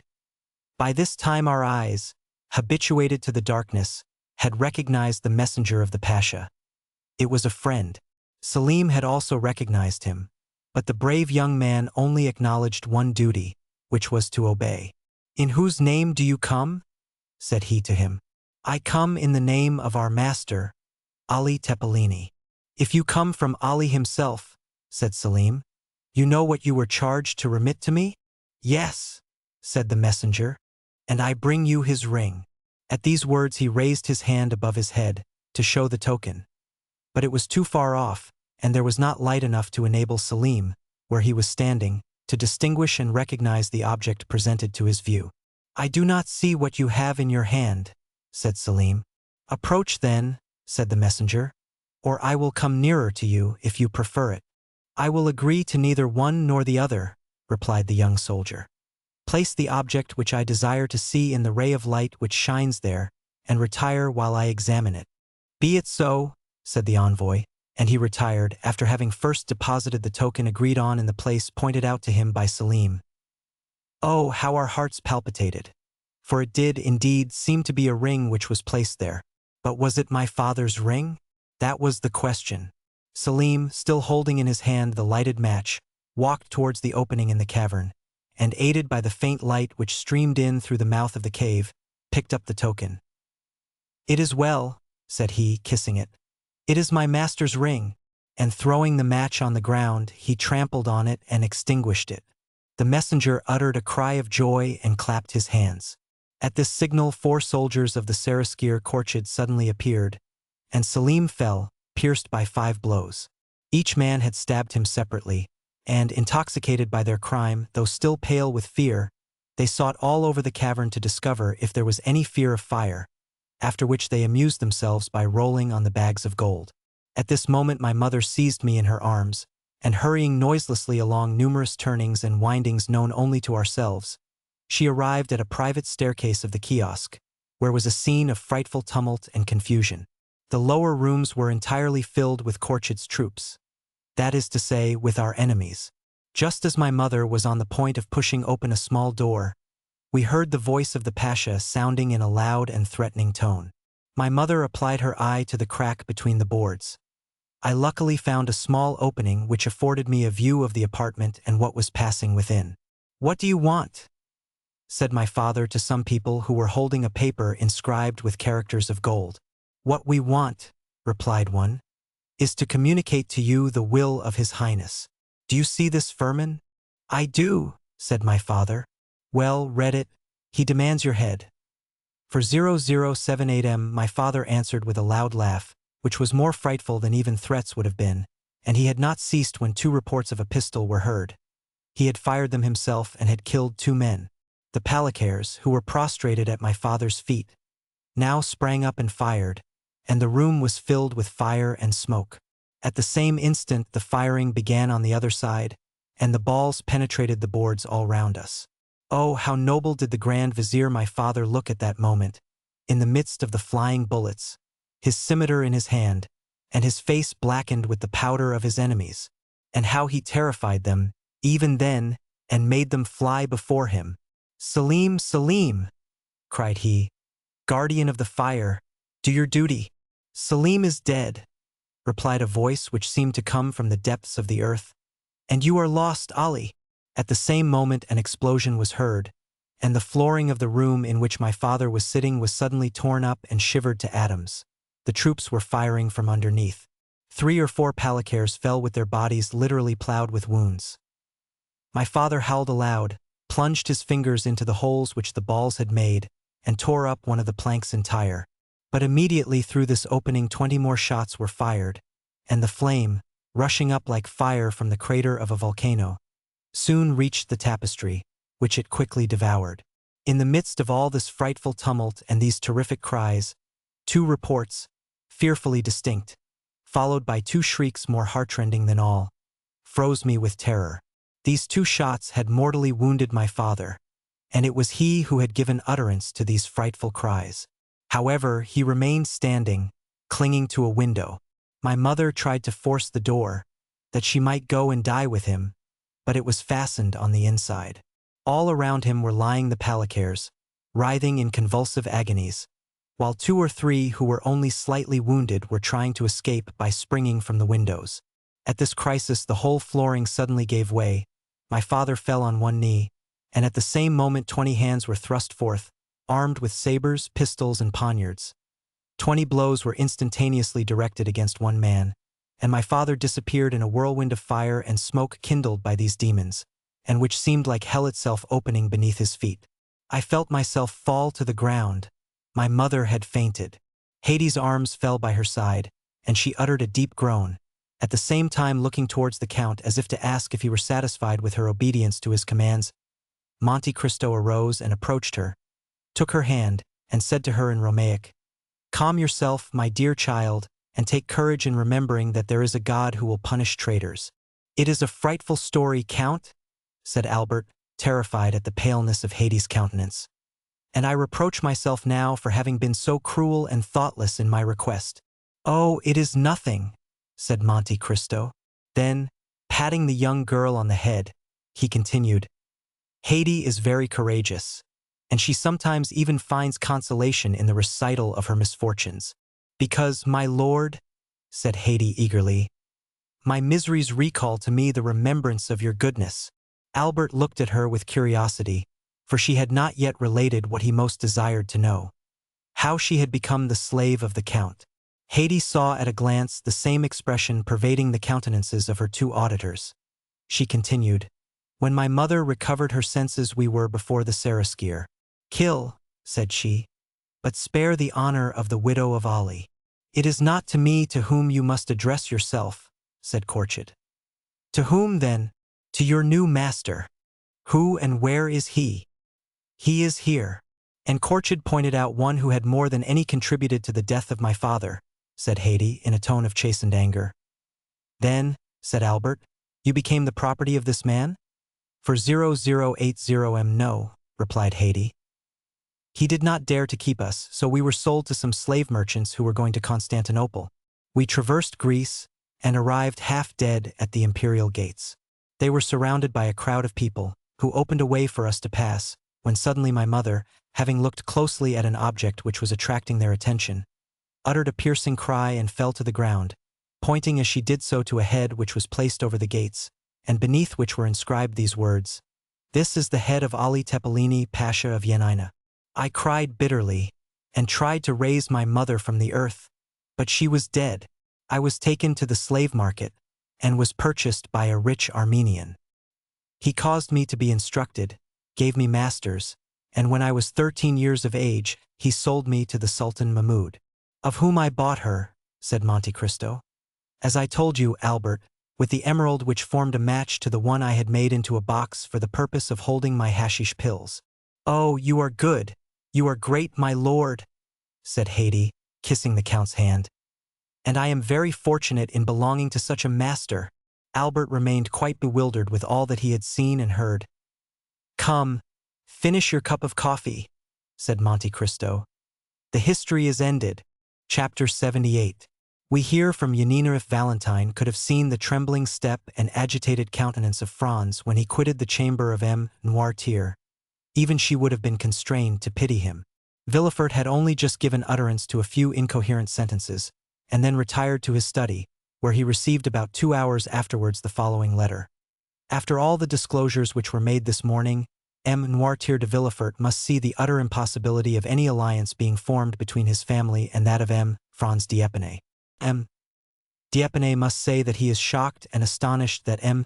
de Villefort, who appeared to be aware of all the circumstances detailed this morning, should not have anticipated him in this announcement.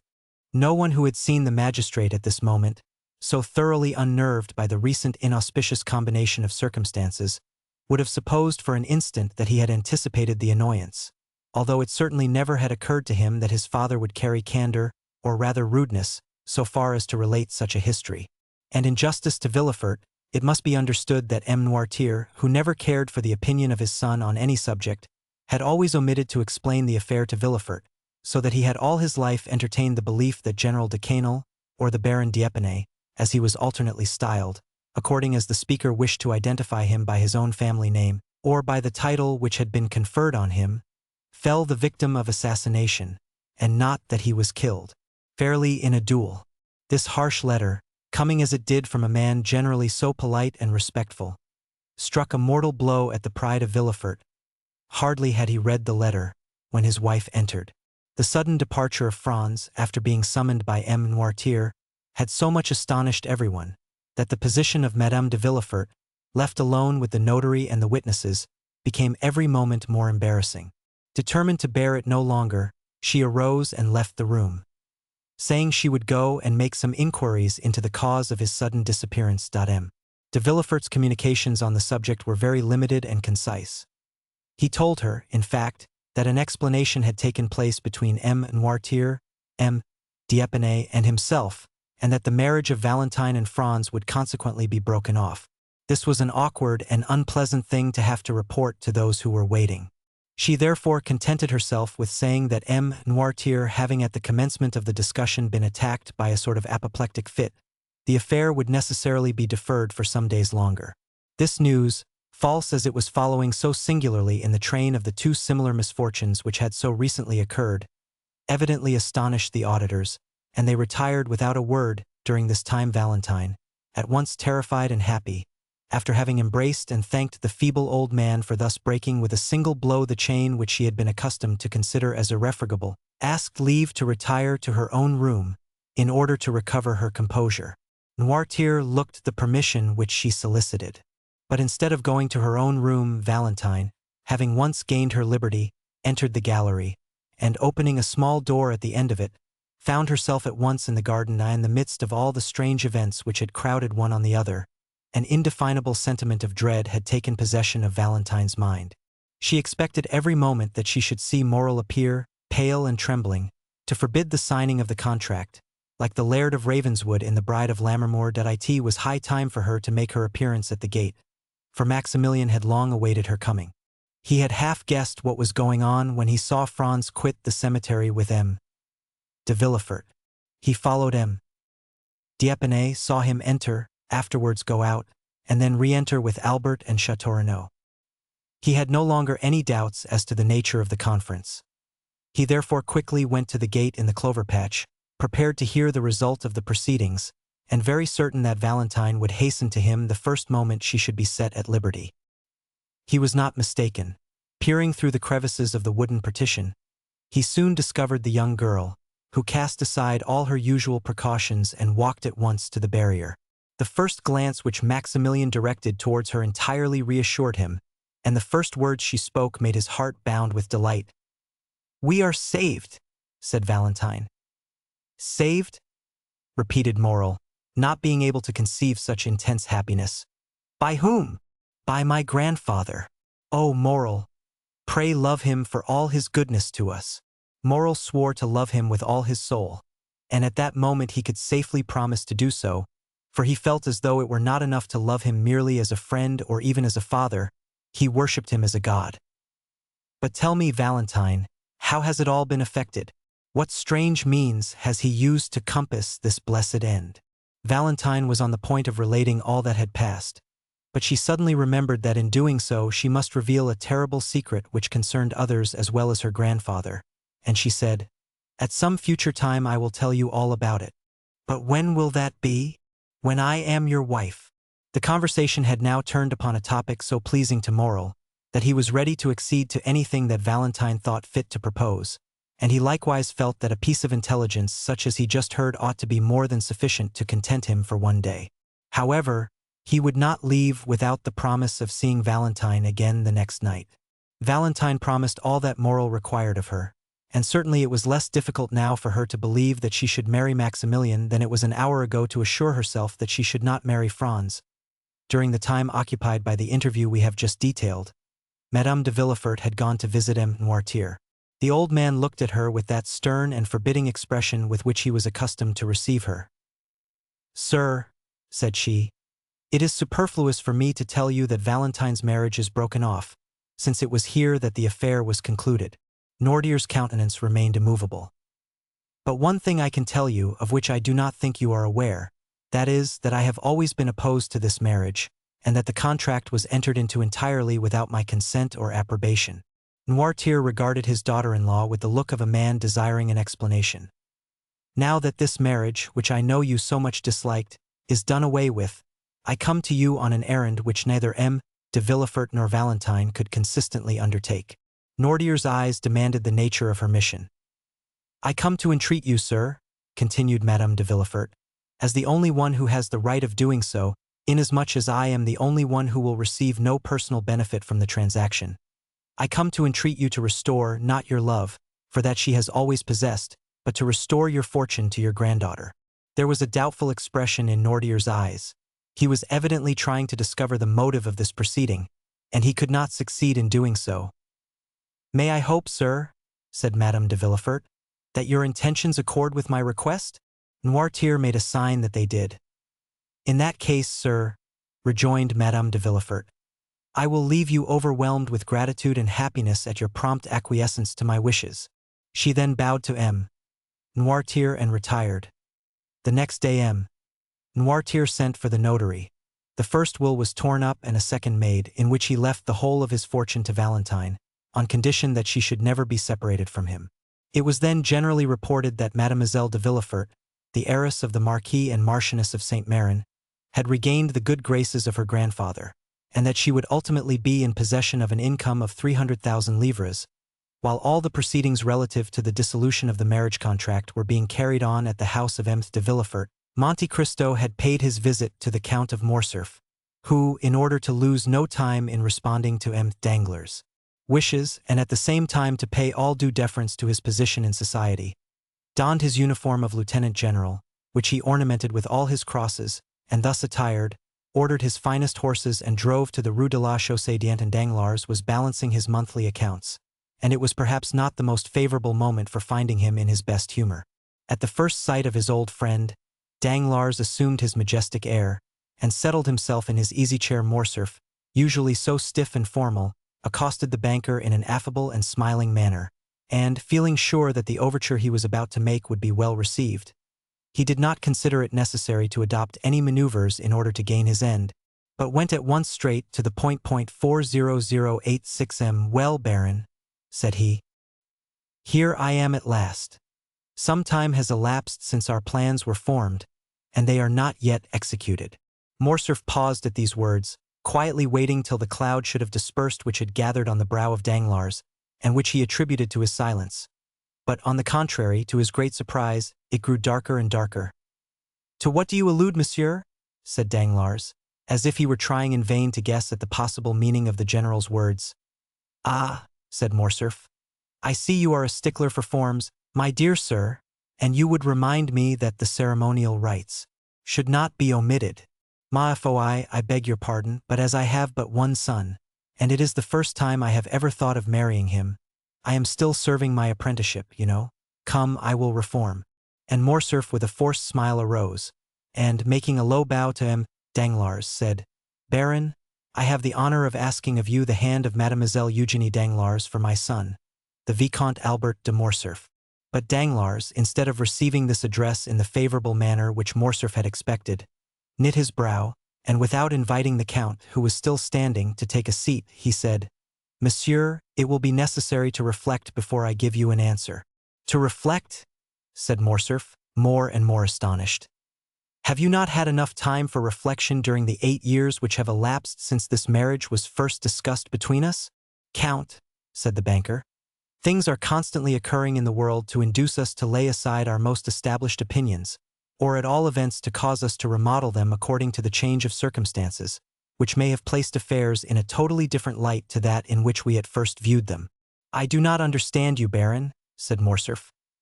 What I mean to say is this, sir, that during the last fortnight unforeseen circumstances have occurred. Excuse me, said Morcerf, but is it a play we are acting? A play? Yes, for it is like one. Pray let us come more to the point, and endeavor thoroughly to understand each other. That is quite my desire. You have seen M. de Monte Cristo, have you not? I see him very often, said Danglars, drawing himself up. He is a particular friend of mine. Well, in one of your late conversations with him, you said that I appeared to be forgetful and irresolute concerning this marriage, did you not? I did say so. Well, here I am, proving at once that I am really neither the one nor the other, by entreating you to keep your promise on that score. Danglars did not answer. Have you so soon changed your mind? Added Morcerf. Or have you only provoked my request that you may have the pleasure of seeing me humbled? Danglars, seeing that if he continued the conversation in the same tone in which he had begun it, the whole thing might turn out to his own disadvantage, turned to Morcerf and said, Count, you must doubtless be surprised at my reserve, and I assure you it costs me much to act in such a manner towards you. But believe me when I say that imperative necessity has imposed the painful task upon me. These are all so many empty words, my dear sir, said Morcerf. They might satisfy a new acquaintance, but the Comte de Morcerf does not rank in that list. And when a man like him comes to another, recalls to him his plighted word, and this man fails to redeem the pledge, he has at least a right to exact from him a good reason for so doing. Danglars was a coward, but did not wish to appear so. He was piqued at the tone which Morcerf had just assumed. I am not without a good reason for my conduct, replied the banker. What do you mean to say? I mean to say that I have a good reason, but that it is difficult to explain. You must be aware, at all events, that it is impossible for me to understand motives before they are explained to me. But one thing at least is clear, which is that you decline allying yourself with my family. No, sir, said Danglars. I merely suspend my decision, that is all. And do you really flatter yourself that I shall yield to all your caprices, and quietly and humbly await the time of again being received into your good graces? Then, Count, if you will not wait, we must look upon these projects as if they had never been entertained. The Count bit his lips till the blood almost started, to prevent the ebullition of anger which his proud and irritable temper scarcely allowed him to restrain. Understanding, however, that in the present state of things the laugh would decidedly be against him, he turned from the door, towards which he had been directing his steps, and again confronted the banker. A cloud settled on his brow, evincing decided anxiety and uneasiness, instead of the expression of offended pride which had lately reigned there. My dear Danglars, said Morcerf, we have been acquainted for many years, and consequently we ought to make some allowance for each other's failings. You owe me an explanation, and really it is but fair that I should know what circumstance has occurred to deprive my son of your favor. It is from no personal ill feeling towards the Viscount. That is all I can say, sir, replied Danglars, who resumed his insolent manner as soon as he perceived that Morcerf was a little softened and calmed down. And towards whom do you bear this personal ill feeling then? Said Morcerf, turning pale with anger. The expression of the Count's face had not remained unperceived by the banker. He fixed on him a look of greater assurance than before and said, You may, perhaps, be better satisfied that I should not go farther into particulars. A tremor of suppressed rage shook the whole frame of the Count, and making a violent effort over himself, he said, I have a right to insist on your giving me an explanation. Is it Madame de Morcerf who has displeased you? Is it my fortune which you find insufficient? Is it because my opinions differ from yours? Nothing of the kind, sir, replied Danglars. If such had been the case, I only should have been to blame, inasmuch as I was aware of all these things when I made the engagement. No, do not seek any longer to discover the reason. I really am quite ashamed to have been the cause of your undergoing such severe self-examination. Let us drop the subject, and adopt the middle course of delay, which implies neither a rupture nor an engagement. Ma foi, deris nuhi. My daughter is only 17 years old, and your son 21. While we wait, time will be progressing, events will succeed each other. Things which in the evening look dark and obscure appear but too clearly in the light of morning, and sometimes the utterance of one word, or the lapse of a single day, will reveal the most cruel calumnies. Calumnies, did you say, sir? Cried Morcerf, turning livid with rage. Does anyone dare to slander me? Monsieur, I told you that I considered it best to avoid all explanation. Then, sir, I am patiently to submit to your refusal? Yes, sir, although I assure you the refusal is as painful for me to give as it is for you to receive, for I had reckoned on the honor of your alliance, and the breaking off of a marriage contract always injures the lady more than the gentleman. Enough, sir, said Morcerf. We will speak no more on the subject, and clutching his gloves in anger, he left the apartment. Danglars observed that during the whole conversation Morcerf had never once dared to ask if it was on his own account that Danglars recalled his word. That evening he had a long conference with several friends, and M. Cavalcanti, who had remained in the drawing-room with the ladies, was the last to leave the banker's house. The next morning, as soon as he awoke, Danglars asked for the newspapers. They were brought to him. He laid aside 3 or 4, and at last fixed on L'Impartial, the paper of which Beauchamp was the chief editor.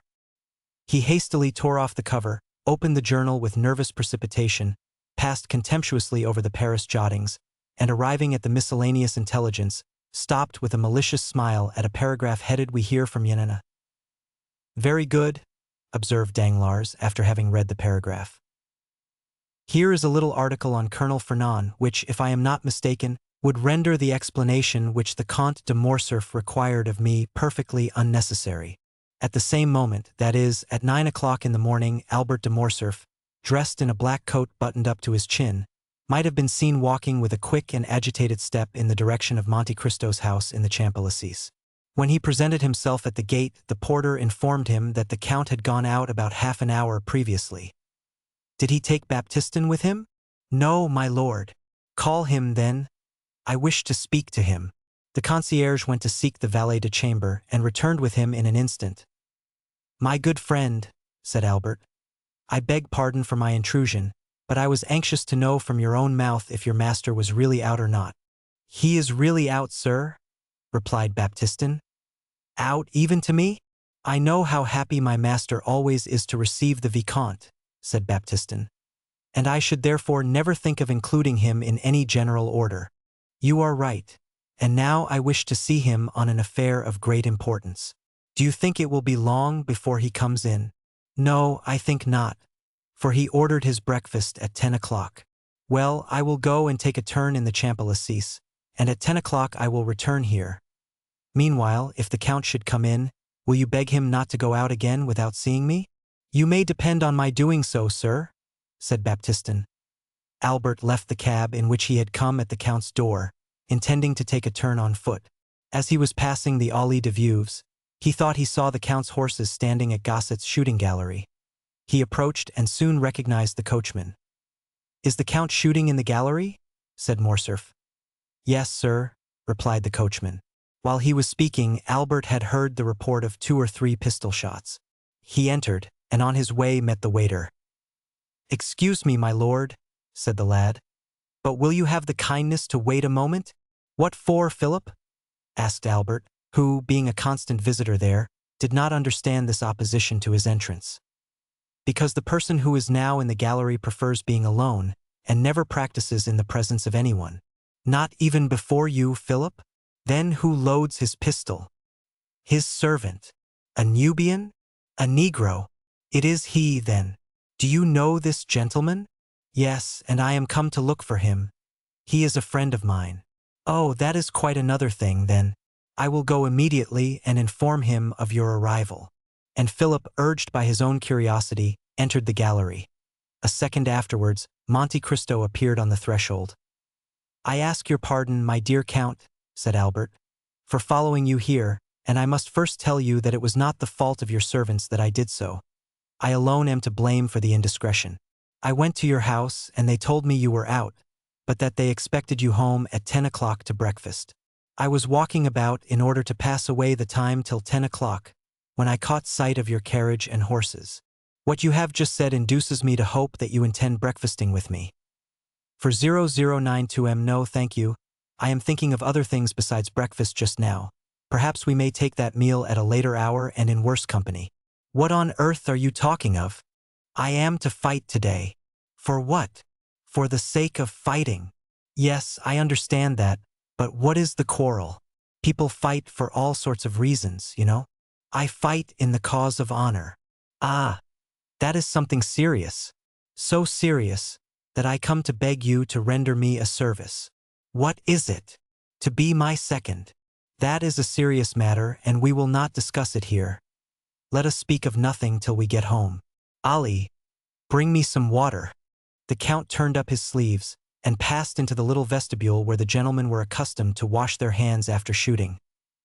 Come in, my lord, said Philip in a low tone, and I will show you something droll. Morcerf entered, and in place of the usual target, he saw some playing cards fixed against the wall. At a distance Albert thought it was a complete suit, for he counted from the ace to the 10. Aha, said Albert. I see you were preparing for a game of cards. No, said the Count. I was making a suit. How? Said Albert. Those are really aces and twos which you see, but my shots have turned them into 3s, 5s, 7s, 8s, 9s, and 10s. Albert approached. In fact, the bullets had actually pierced the cards in the exact places which the painted signs would otherwise have occupied, the lines and distances being as regularly kept as if they had been ruled with pencil. In going up to the target, Morcerf picked up 2 or 3 swallows that had been rash enough to come within the range of the Count's pistol. Diable, said Morcerf. What would you have, my dear Viscount? Said Monte Cristo, wiping his hands on the towel which Ali had brought him. I must occupy my leisure moments in some way or other. But come, I am waiting for you. Both men entered Monte Cristo's carriage, which in the course of a few minutes deposited them safely at number 30. Monte Cristo took Albert into his study, and pointing to a seat, placed another for himself. Now let us talk the matter over quietly, said the Count. You see I am perfectly composed, said Albert. With whom are you going to fight? With Beauchamp, one of your friends. Of course. It is always with friends that one fights. I suppose you have some cause of quarrel? I have. What has he done to you? There appeared in his journal last night. But wait and read for yourself. And Albert handed over the paper to the Count, who read as follows. A correspondent at Yanina informs us of a fact of which until now we had remained in ignorance. The castle which formed the protection of the town was given up to the Turks by a French officer named Fernand, in whom the Grand Vizier, Ali Tepelini, had reposed the greatest confidence. Well, said Monte Cristo, what do you see in that to annoy you? What do I see in it? Yes. What does it signify to you if the castle of Yanina was given up by a French officer? It signifies to my father, the Count of Morcerf, whose Christian name is Fernand. Did your father serve under Ali Pasha? Yes. That is to say, he fought for the independence of the Greeks, and hence arises the calumny. Oh, my dear Viscount, do talk reason. I do not desire to do otherwise. Now, just tell me who the devil should know in France that the officer Fernand and the Count of Morcerf are one and the same person? And who cares now about Yanina, which was taken as long ago as the year 1822 or 1823? That just shows the meanness of this slander. They have allowed all this time to elapse, and then all of a sudden rake up events which have been forgotten to furnish materials for scandal, in order to tarnish the luster of our high position. I inherit my father's name, and I do not choose that the shadow of disgrace should darken it. I am going to Beauchamp, in whose journal this paragraph appears, and I shall insist on his retracting the assertion before 2 witnesses. Beauchamp will never retract. Then we must fight. No, you will not, for he will tell you what is very true, that perhaps there were 50 officers in the Greek army bearing the same name. We will fight, nevertheless. I will efface that blot on my father's character. My father, who was such a brave soldier, whose career was so brilliant. Oh, well, he will add, we are warranted in believing that this Fernand is not the illustrious Count of Morcerf, who also bears the same Christian name. I am determined not to be content with anything short of an entire retractation. And you intend to make him do it in the presence of 2 witnesses, do you? Yes. You do wrong. Which means, I suppose, that you refuse the service which I asked of you? You know my theory regarding duels. I told you my opinion on that subject, if you remember, when we were at Rome. Nevertheless, my dear Count, I found you this morning engaged in an occupation but little consistent with the notions you profess to entertain. Because, my dear fellow, you understand one must never be eccentric. If one's lot is cast among fools, it is necessary to study folly. I shall perhaps find myself one day called out by some harebrained scamp, who has no more real cause of quarrel with me than you have with Beauchamp. He may take me to task for some foolish trifle or other. He will bring his witnesses, or will insult me in some public place, and I am expected to kill him for all that. You admit that you would fight, then? Well, if so, why do you object to my doing so? I do not say that you ought not to fight. I only say that a duel is a serious thing, and ought not to be undertaken without due reflection. Did he reflect before he insulted my father? If he spoke hastily, and owns that he did so, you ought to be satisfied. Ah, my dear Count, you are far too indulgent, and you are far too exacting. Supposing, for instance, and do not be angry at what I am going to say, well, supposing the assertion to be really true, a son ought not to submit to such a stain on his father's honor. Ma foi, we live in times when there is much to which we must submit. That is precisely the fault of the age. And do you undertake to reform it? Yes, as far as I am personally concerned. Well, you are indeed exacting, my dear fellow. Yes, I own it. Are you quite impervious to good advice? Not when it comes from a friend. And do you account me that title? Certainly I do. Well, then, before going to Beauchamp with your witnesses, seek further information on the subject. From whom? From Haiti. Why, what can be the use of mixing a woman up in the affair? What can she do in it? She can declare to you, for example, that your father had no hand whatever in the defeat and death of the vizier, or if by chance he had, indeed, the misfortune to. I have told you, my dear Count, that I would not for one moment admit of such a proposition. You reject this means of information, then? I do, most decidedly. Then let me offer one more word of advice. Do so, then, but let it be the last. You do not wish to hear it, perhaps?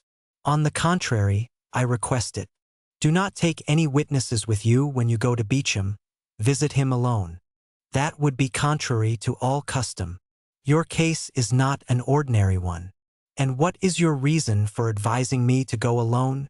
Because then the affair will rest between you and Beauchamp. Explain yourself. I will do so. If Beauchamp be disposed to retract, you ought at least to give him the opportunity of doing it of his own free will. The satisfaction to you will be the same. If, on the contrary, he refuses to do so, it will then be quite time enough to admit 2 strangers into your secret. They will not be strangers, they will be friends. Ah, but the friends of today are the enemies of tomorrow. Beauchamp, for instance. So you recommend? I recommend you to be prudent. Then you advise me to go alone to Beauchamp? I do, and I will tell you why. When you wish to obtain some concession from a man's self-love, you must avoid even the appearance of wishing to wound it. I believe you are right. I am glad of it. Then I will go alone. Go. But you would do better still by not going at all. That is impossible. Do so, then. It will be a wiser plan than the first which you proposed. But if, in spite of all my precautions, I am at last obliged to fight, will you not be my second? My dear Viscount, said Monte Cristo gravely, you must have seen before today that at all times and in all places I have been at your disposal, but the service which you have just demanded of me is one which it is out of my power to render you. Why? Perhaps you may know at some future period, and in the meantime I request you to excuse my declining to put you in possession of my reasons. Well, I will have Franz and Chateaurenaud. They will be the very men for it. Do so, then. But if I do fight, you will surely not object to giving me a lesson or 2 in shooting and fencing? That, too, is impossible. What a singular being you are! You will not interfere in anything. You are right. That is the principle on which I wish to act. We will say no more about it, then. Goodbye, Count. Morcerf took his hat and left the room. He found his carriage at the door, and doing his utmost to restrain his anger, he went at once to find Beauchamp, who was in his office. It was a gloomy, dusty-looking apartment, such as journalists' offices have always been from time immemorial. The servant announced M. Albert de Morcerf. Beauchamp repeated the name to himself, as though he could scarcely believe that he had heard aright, and then gave orders for him to be admitted. Albert entered. Beauchamp uttered an exclamation of surprise on seeing his friend leap over and trample underfoot all the newspapers which were strewed about the room. This way, my dear Albert," said he, holding out his hand to the young man. "Are you out of your senses? Or do you come peaceably to take breakfast with me? Try and find a seat. There is one by that geranium, which is the only thing in the room to remind me that there are other leaves in the world besides leaves of paper." "Beauchamp," said Albert, "it is of your journal that I come to speak." "Indeed?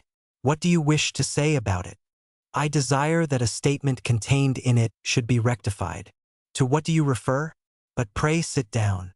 "Thank you," said Albert with a cold and formal bow.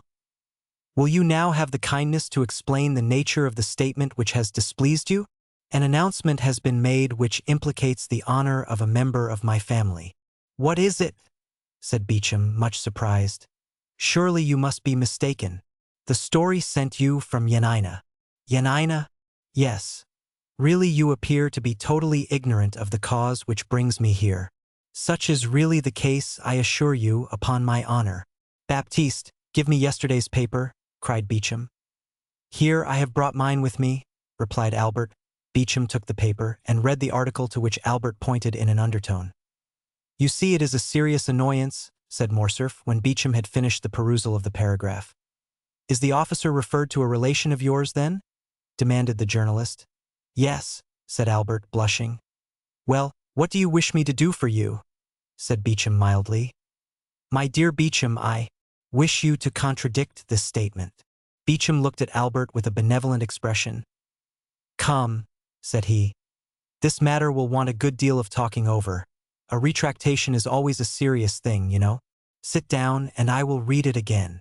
Albert resumed his seat, and Beauchamp read, with more attention than at first, the lines denounced by his friend. "Well," said Albert in a determined tone, "you see that your paper has insulted a member of my family, and I insist on a retractation being made." "You insist?" "Yes, I insist. Permit me to remind you that you are not in the chamber, my dear Viscount." "Nor do I wish to be there," replied the young man, rising. "I repeat that I am determined to have the announcement of yesterday contradicted." "You have known me long enough," continued Albert, biting his lips convulsively, for he saw that Beauchamp's anger was beginning to rise. "You have been my friend, and therefore sufficiently intimate with me to be aware that I am likely to maintain my resolution on this point. If I have been your friend, Morcerf, your present manner of speaking would almost lead me to forget that I ever bore that title. But wait a moment, do not let us get angry, or at least not yet. You are irritated and vexed. Tell me how this Fernand is related to you." "He is merely my father," said Albert. "M. Fernand Mondego, Count of Morcerf, an old soldier who has fought in 20 battles and whose honorable scars they would denounce as badges of disgrace."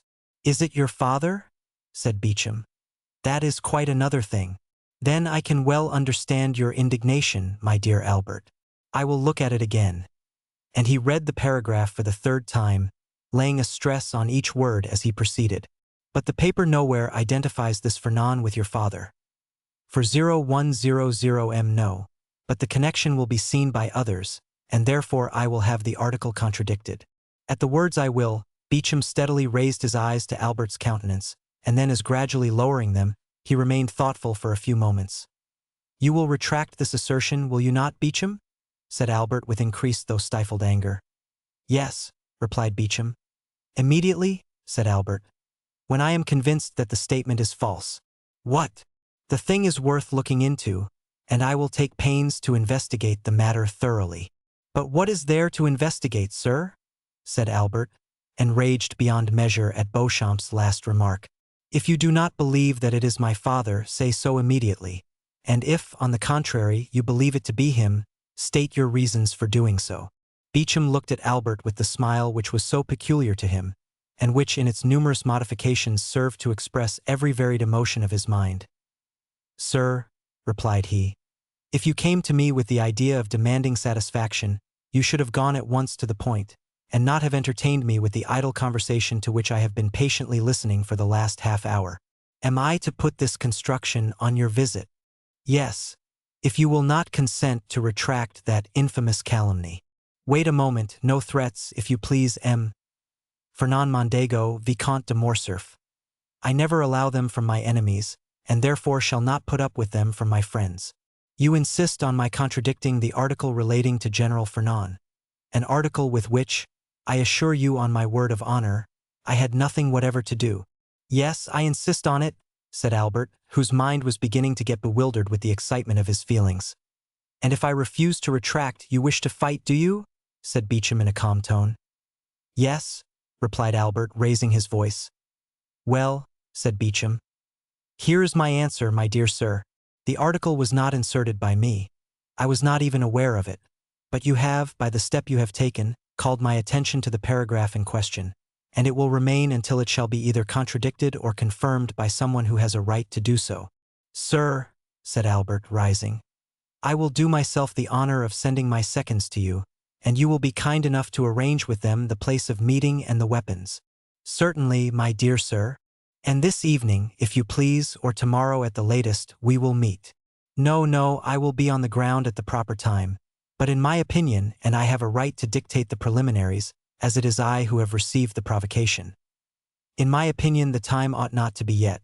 I know you to be well skilled in the management of the sword, while I am only moderately so. I know, too, that you are a good marksman. There we are about equal. I know that a duel between us two would be a serious affair, because you are brave and I am brave also. I do not therefore wish either to kill you, or to be killed myself without a cause. Now, I am going to put a question to you, and one very much to the purpose too. Do you insist on this retractation so far as to kill me if I do not make it, although I have repeated more than once, and affirmed on my honor, that I was ignorant of the thing with which you charge me, and although I still declare that it is impossible for anyone but you to recognize the Count of Morcerf under the name of Fernand? I maintain my original resolution. Very well, my dear sir. Then I consent to cut throats with you. But I require 3 weeks' preparation. At the end of that time I shall come and say to you, the assertion is false and I retract it, or the assertion is true, when I shall immediately draw the sword from its sheath, or the pistols from the case, whichever you please. 3 weeks, cried Albert. They will pass as slowly as 3 centuries when I am all the time suffering dishonor.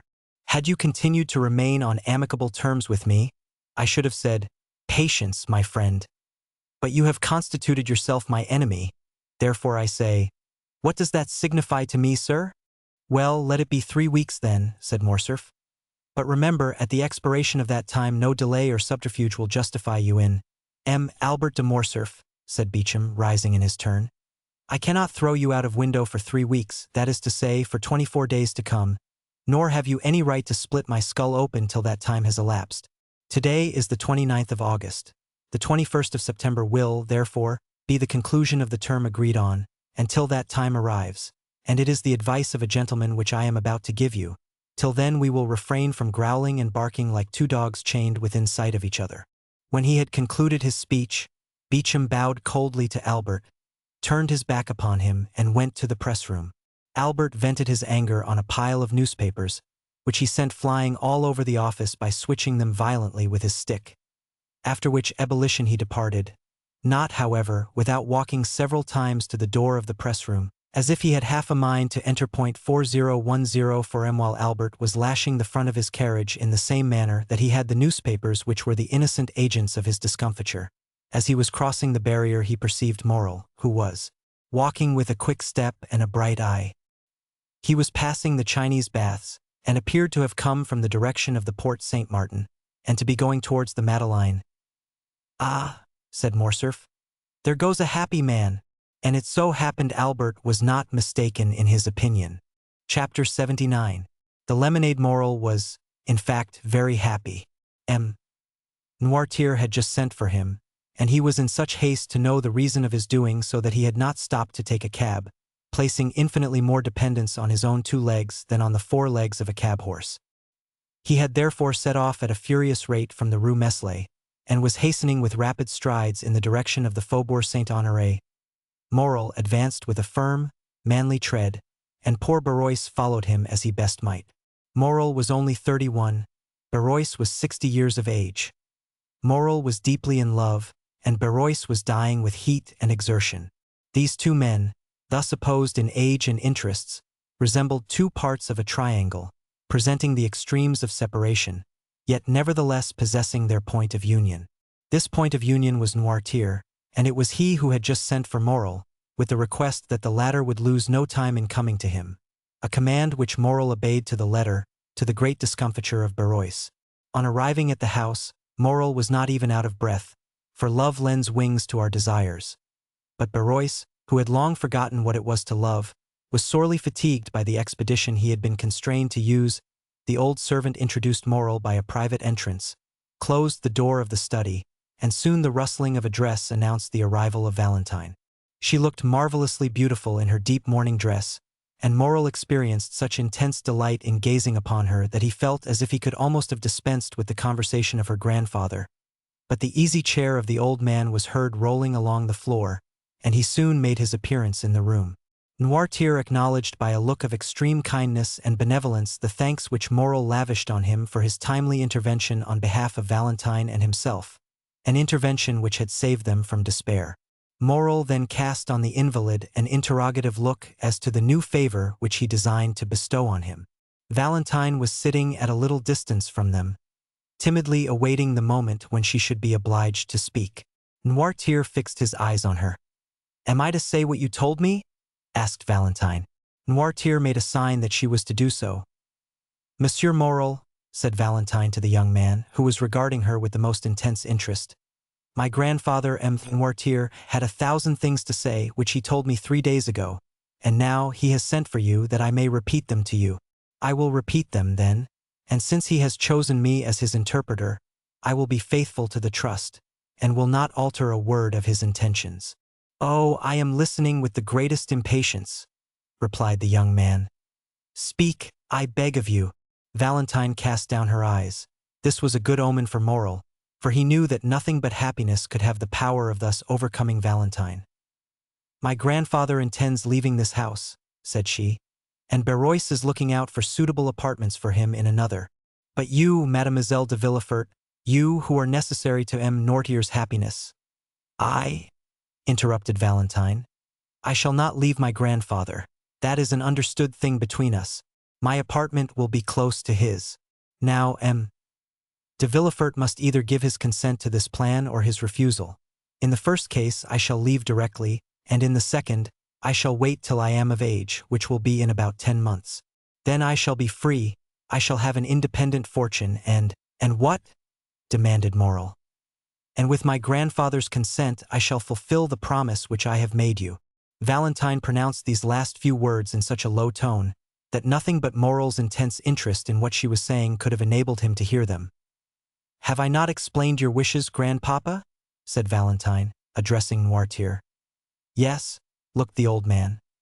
"Once under my grandfather's roof, M. Morel can visit me in the presence of my good and worthy protector, if we still feel that the union we contemplated will be likely to ensure our future comfort and happiness.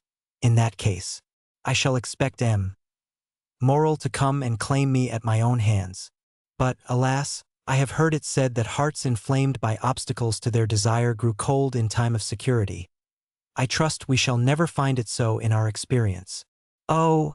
cried Morel, almost tempted to throw himself on his knees before Noirtier and Valentine, and to adore them as 2 superior beings. "What have I ever done in my life to merit such unbounded happiness? Until that time," continued the young girl in a calm and self-possessed tone of voice, "we will conform to circumstances and be guided by the wishes of our friends, so long as those wishes do not tend finally to separate us. In a word, and I repeat it because it expresses all I wish to convey, we will wait." And I swear to make all the sacrifices which this word imposes, sir, said Morrel, not only with resignation, but with cheerfulness. Therefore, continued Valentine, looking playfully at Maximilian, no more inconsiderate actions, no more rash projects. For you surely would not wish to compromise one who from this day regards herself as destined, honorably and happily, to bear your name? Morrel looked obedience to her commands. Noirtier regarded the lovers with a look of ineffable tenderness, while Berois, who had remained in the room in the character of a man privileged to know everything that passed, smiled on the youthful couple as he wiped the perspiration from his bald forehead. "How hot you look, my good Berois," said Valentine. "Ah, I have been running very fast, mademoiselle, but I must do Morrel the justice to say that he ran still faster." Noirtier directed their attention to a waiter, on which was placed a decanter containing lemonade and a glass. The decanter was nearly full, with the exception of a little which had been already drunk by Noirtier. "Come, Berois," said the young girl. "Take some of this lemonade. I see you are coveting a good draught of it." "The fact is, mademoiselle," said Berois, "I am dying with thirst, and since you are so kind as to offer it me, I cannot say I should at all object to drinking your health in a glass of it. Take some, then, and come back immediately." Berois took away the waiter, and hardly was he outside the door, which in his haste he forgot to shut, than they saw him throw back his head and empty to the very dregs the glass which Valentine had filled. Valentine and Morrel were exchanging their adieus in the presence of Noirtier when a ring was heard at the doorbell. It was the signal of a visit. Valentine looked at her watch. "It is past noon," said she, "and today is Saturday. I dare say it is the doctor, grandpapa." Noirtier looked his conviction that she was right in her supposition. "He will come in here, and Morrel had better go. Do you not think so, grandpapa?" "Yes," signed the old man. "Berois," cried Valentine. "Berois!" "I am coming, mademoiselle," replied he. "Berois will open the door for you," said Valentine, addressing Morrel. "And now remember one thing, monsieur officer, that my grandfather commands you not to take any rash or ill-advised step which would be likely to compromise our happiness."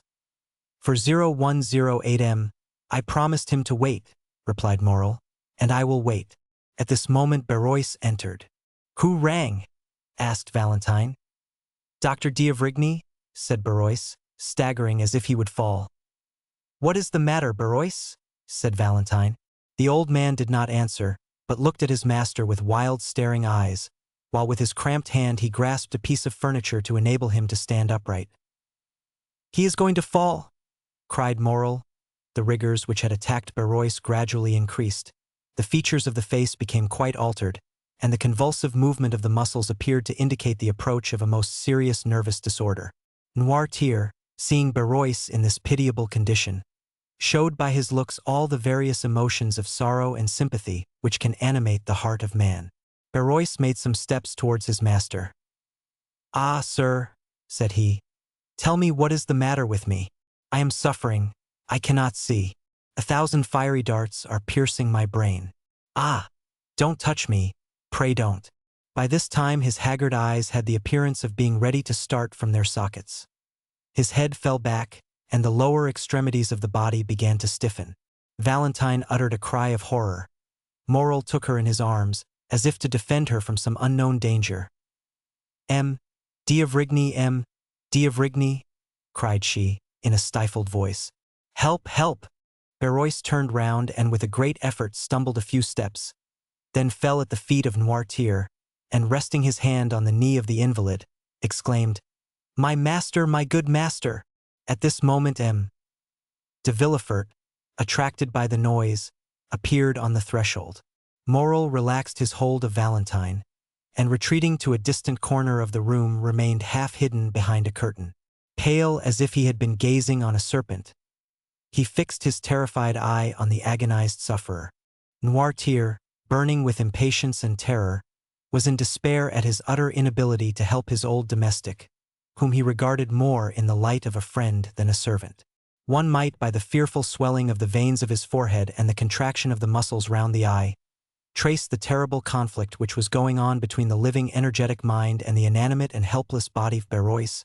His features convulsed, his eyes suffused with blood, and his head thrown back, was lying at full length, beating the floor with his hands, while his legs had become so stiff that they looked as if they would break rather than bend.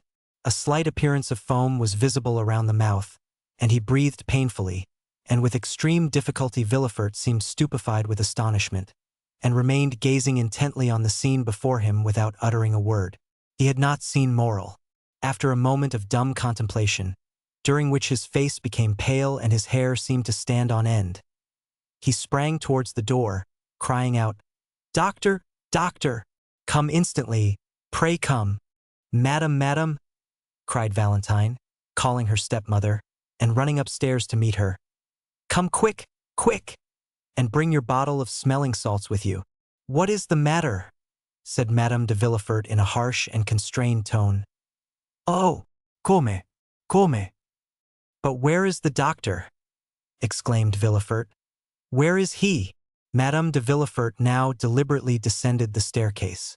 In one hand she held her handkerchief, with which she appeared to be wiping her face, and in the other a bottle of English smelling salts. Her first look on entering the room was at Noirtier, whose face, independent of the emotion which such a scene could not fail of producing, proclaimed him to be in possession of his usual health. Her second glance was at the dying man. She turned pale, and her eye passed quickly from the servant and rested on the master. "In the name of heaven, madame," said Villefort, "where is the doctor?" "He was with you just now. You see, this is a fit of apoplexy, and he might be saved if he could but be bled." "Has he eaten anything lately?" asked Madame de Villefort, eluding her husband's question. "Madame," replied Valentine, "he has not even breakfasted. He has been running very fast on an errand with which my grandfather charged him, and when he returned, took nothing but a glass of lemonade." "Ah," said Madame de Villefort, "why did he not take wine? Lemonade was a very bad thing for him." Grandpapa's bottle of lemonade was standing just by his side. Poor Barrois was very thirsty, and was thankful to drink anything he could find. Madame de Villefort started. Noirtier looked at her with a glance of the most profound scrutiny. "He has such a short neck," said she. "Madame," said Villefort, "I ask where is M. d'Avrigny? In God's name answer me." "He is with Edward, who is not quite well," replied Madame de Villefort. No longer being able to avoid answering, Villefort rushed upstairs to fetch him. "Take this," said Madame de Villefort, giving her smelling bottle to Valentine.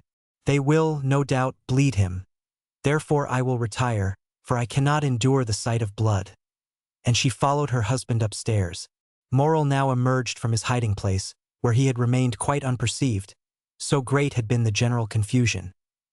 "Go away as quick as you can, Maximilian," said Valentine, "and stay till I send for you. Go." Morel looked towards Noirtier for permission to retire. The old man, who had preserved all his usual coolness, made a sign to him to do so. The young man pressed Valentine's hand to his lips, and then left the house by a back staircase that at the same moment that he quitted the room, Villefort and the doctor entered by an opposite door. Barrois was now showing signs of returning consciousness. The crisis seemed past. A low moaning was heard, and he raised himself on one knee. D'Avrigny and Villefort laid him on a couch. "What do you prescribe, doctor?" demanded Villefort. "Give me some water and ether.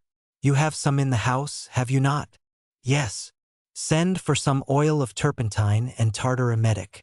Villefort immediately dispatched a messenger. "And now let everyone retire." "Must I go too?" asked Valentine timidly.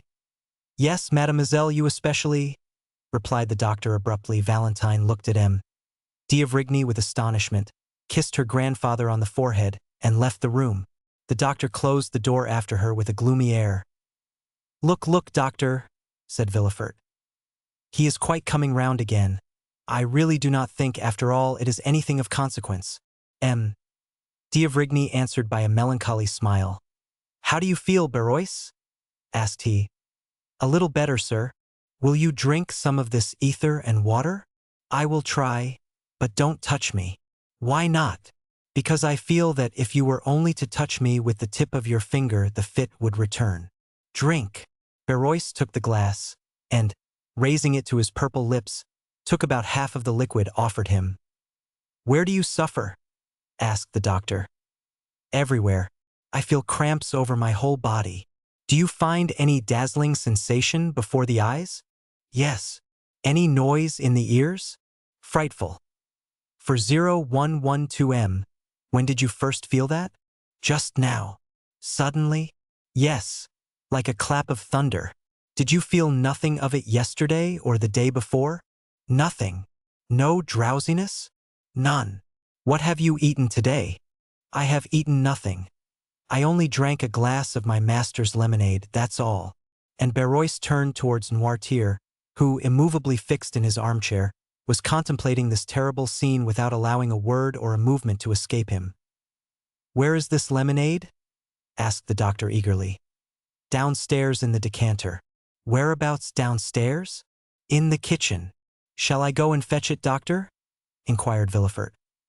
No, stay here and try to make Barrois drink the rest of this glass of ether and water. I will go myself and fetch the lemonade. D'avrigny bounded towards the door, flew down the back staircase, and almost knocked down Madame de Villefort in his haste, who was herself going down to the kitchen. She cried out, but d'Avrigny paid no attention to her. Possessed with but one idea, he cleared the last 4 steps with a bound, and rushed into the kitchen, where he saw the decanter about 3 parts empty still standing on the waiter, where it had been left. He darted upon it as an eagle would seize upon its prey. Panting with loss of breath, he returned to the room he had just left. Madame de Villefort was slowly ascending the steps which led to her room. Is this the decanter you spoke of? Asked d'Avrigny. Yes, doctor. Is this the same lemonade of which you partook? I believe so. What did it taste like? It had a bitter taste. The doctor poured some drops of the lemonade into the palm of his hand, put his lips to it, and after having rinsed his mouth as a man does when he is tasting wine, he spat the liquor into the fireplace. It is no doubt the same, said he. Did you drink some too, Noirtier? Yes. And did you also discover a bitter taste? Yes. Oh, doctor, cried Barrois. The fit is coming on again. Oh, do something for me. The doctor flew to his patient. That emetic, Villefort, see if it is coming. Villefort sprang into the passage, exclaiming, The emetic! The emetic! Is it come yet? No one answered. The most profound terror reigned throughout the house. If I had anything by means of which I could inflate the lungs, said d'Avrigny, looking around him, perhaps I might prevent suffocation. But there is nothing which would do. Nothing. For 011 for him. Oh, sir, cried Barrois. Are you going to let me die without help? Oh, I am dying. Oh, save me. A pen, said the doctor. There was one lying on the table. He endeavored to introduce it into the mouth of the patient, who, in the midst of his convulsions, was making vain attempts to vomit. But the jaws were so clenched that the pen could not pass them. This second attack was much more violent than the first, and he had slipped from the couch to the ground, where he was writhing in agony. The doctor left him in this paroxysm, knowing that he could do nothing to alleviate it, and going up to Noirtier, said abruptly, How do you find yourself? Well, yes. Have you any weight on the chest? Or does your stomach feel light and comfortable, Yes. Then you feel pretty much as you generally do after you have had the dose which I am accustomed to give you every Sunday? Yes. Did Barrois make your lemonade? Yes. Was it you who asked him to drink some of it? No. Was it M. de Villefort? No, madam. No. It was your granddaughter then, was it not? Yes. A groan from Barrois, accompanied by a yawn which seemed to crack the very jawbones, attracted the attention of M. d'Avrigny. He left M. Noirtier and returned to the sick man. Barrois, said the doctor, can you speak? Barrois muttered a few unintelligible words. Try and make an effort to do so, my good man, said d'Avrigny. Barrois reopened his bloodshot eyes. Who made the lemonade? I did. Did you bring it to your master directly it was made? No. You left it somewhere. Then in the meantime? Yes. I left it in the pantry because I was called away. Who brought it into this room then? Mademoiselle Valentine. D'avrigny struck his forehead with his hand. "Gracious heaven!" exclaimed he. "Doctor! Doctor!" cried Barrois, who felt another fit coming. "Will they never bring that emetic?" asked the doctor. "Here is a glass with one already prepared," said Villefort, entering the room. "Who prepared it?" "The chemist who came here with me." "For 0116M, drink it," said the doctor to Barrois. "Impossible, doctor. It is too late. My throat is closing up. I am choking. Oh, my heart! Ah, my head! Oh, what agony! Shall I suffer like this long?" "No, no, friend," replied the doctor. "You will soon cease to suffer." "Ah, I understand you," said the unhappy man. "My God, have mercy upon me!" And uttering a fearful cry, Barrois fell back as if he had been struck by lightning. D'avrigny put his hand to his heart and placed a glass before his lips. "Well," said Villefort, "go to the kitchen and get me some syrup of violets." Villefort went immediately. "Do not be alarmed, M. Noirtier," said d'Avrigny. "I am going to take my patient into the next room to bleed him. This sort of attack is very frightful to witness." And taking Barrois under the arms, he dragged him into an adjoining room. But almost immediately he returned to fetch the lemonade. Noirtier closed his right eye. "You want Valentine, do you not? I will tell them to send her to you." Villefort returned, and d'Avrigny met him in the passage. "Well, how is he now?" asked he. "Come in here," said d'Avrigny, and he took him into the chamber where the sick man lay. "Is he still in a fit?" said the procureur. "He is dead." Villefort drew back a few steps, and, clasping his hands, exclaimed, with real amazement and sympathy, "Dead? And so soon too?" "Yes, it is very soon," said the doctor, looking at the corpse before him. "But that ought not to astonish you. Monsieur and Madame de Saint-Méran died as soon. People die very suddenly in your house. M. de Villefort." "What?"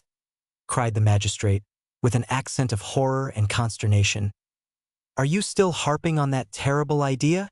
"Still, sir, and I shall always do so," replied d'Avrigny, "for it has never for one instant ceased to retain possession of my mind, and that you may be quite sure I am not mistaken this time, listen well to what I am going to say, M. de Villefort." The magistrate trembled convulsively. "There is a poison which destroys life almost without leaving any perceptible traces. I know it well. I have studied it in all its forms and in the effects which it produces. I recognized the presence of this poison in the case of poor Barrois as well as in that of Madame de Saint-Méran. There is a way of detecting its presence.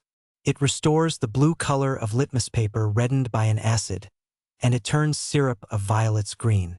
We have no litmus paper, but, see, here they come with the syrup of violets." The doctor was right. Steps were heard in the passage. D'Avrigny opened the door and took from the hands of the chambermaid a cup which contained 2 or 3 spoonfuls of the syrup. He then carefully closed the door. "Look," said he to the procureur, whose heart beat so loudly that it might almost be heard. "Here is in this cup some syrup of violets, and this decanter contains the remainder of the lemonade of which M. Noirtier and Barrois partook. If the lemonade be pure and inoffensive, the syrup will retain its color. If, on the contrary, the lemonade be drugged with poison, the syrup will become green. Look closely." The doctor then slowly poured some drops of the lemonade from the decanter into the cup, and in an instant a light cloudy sediment began to form at the bottom of the cup. This sediment first took a blue shade, then from the color of sapphire it passed to that of opal, and from opal to emerald. Arrived at this last hue, it changed no more. The result of the experiment left no doubt whatever on the mind. "The unfortunate Barrois has been poisoned," said d'Avrigny, "and I will maintain this assertion before God and man." Villefort said nothing, but he clasped his hands, opened his haggard eyes, and, overcome with his emotion, sank into a chair.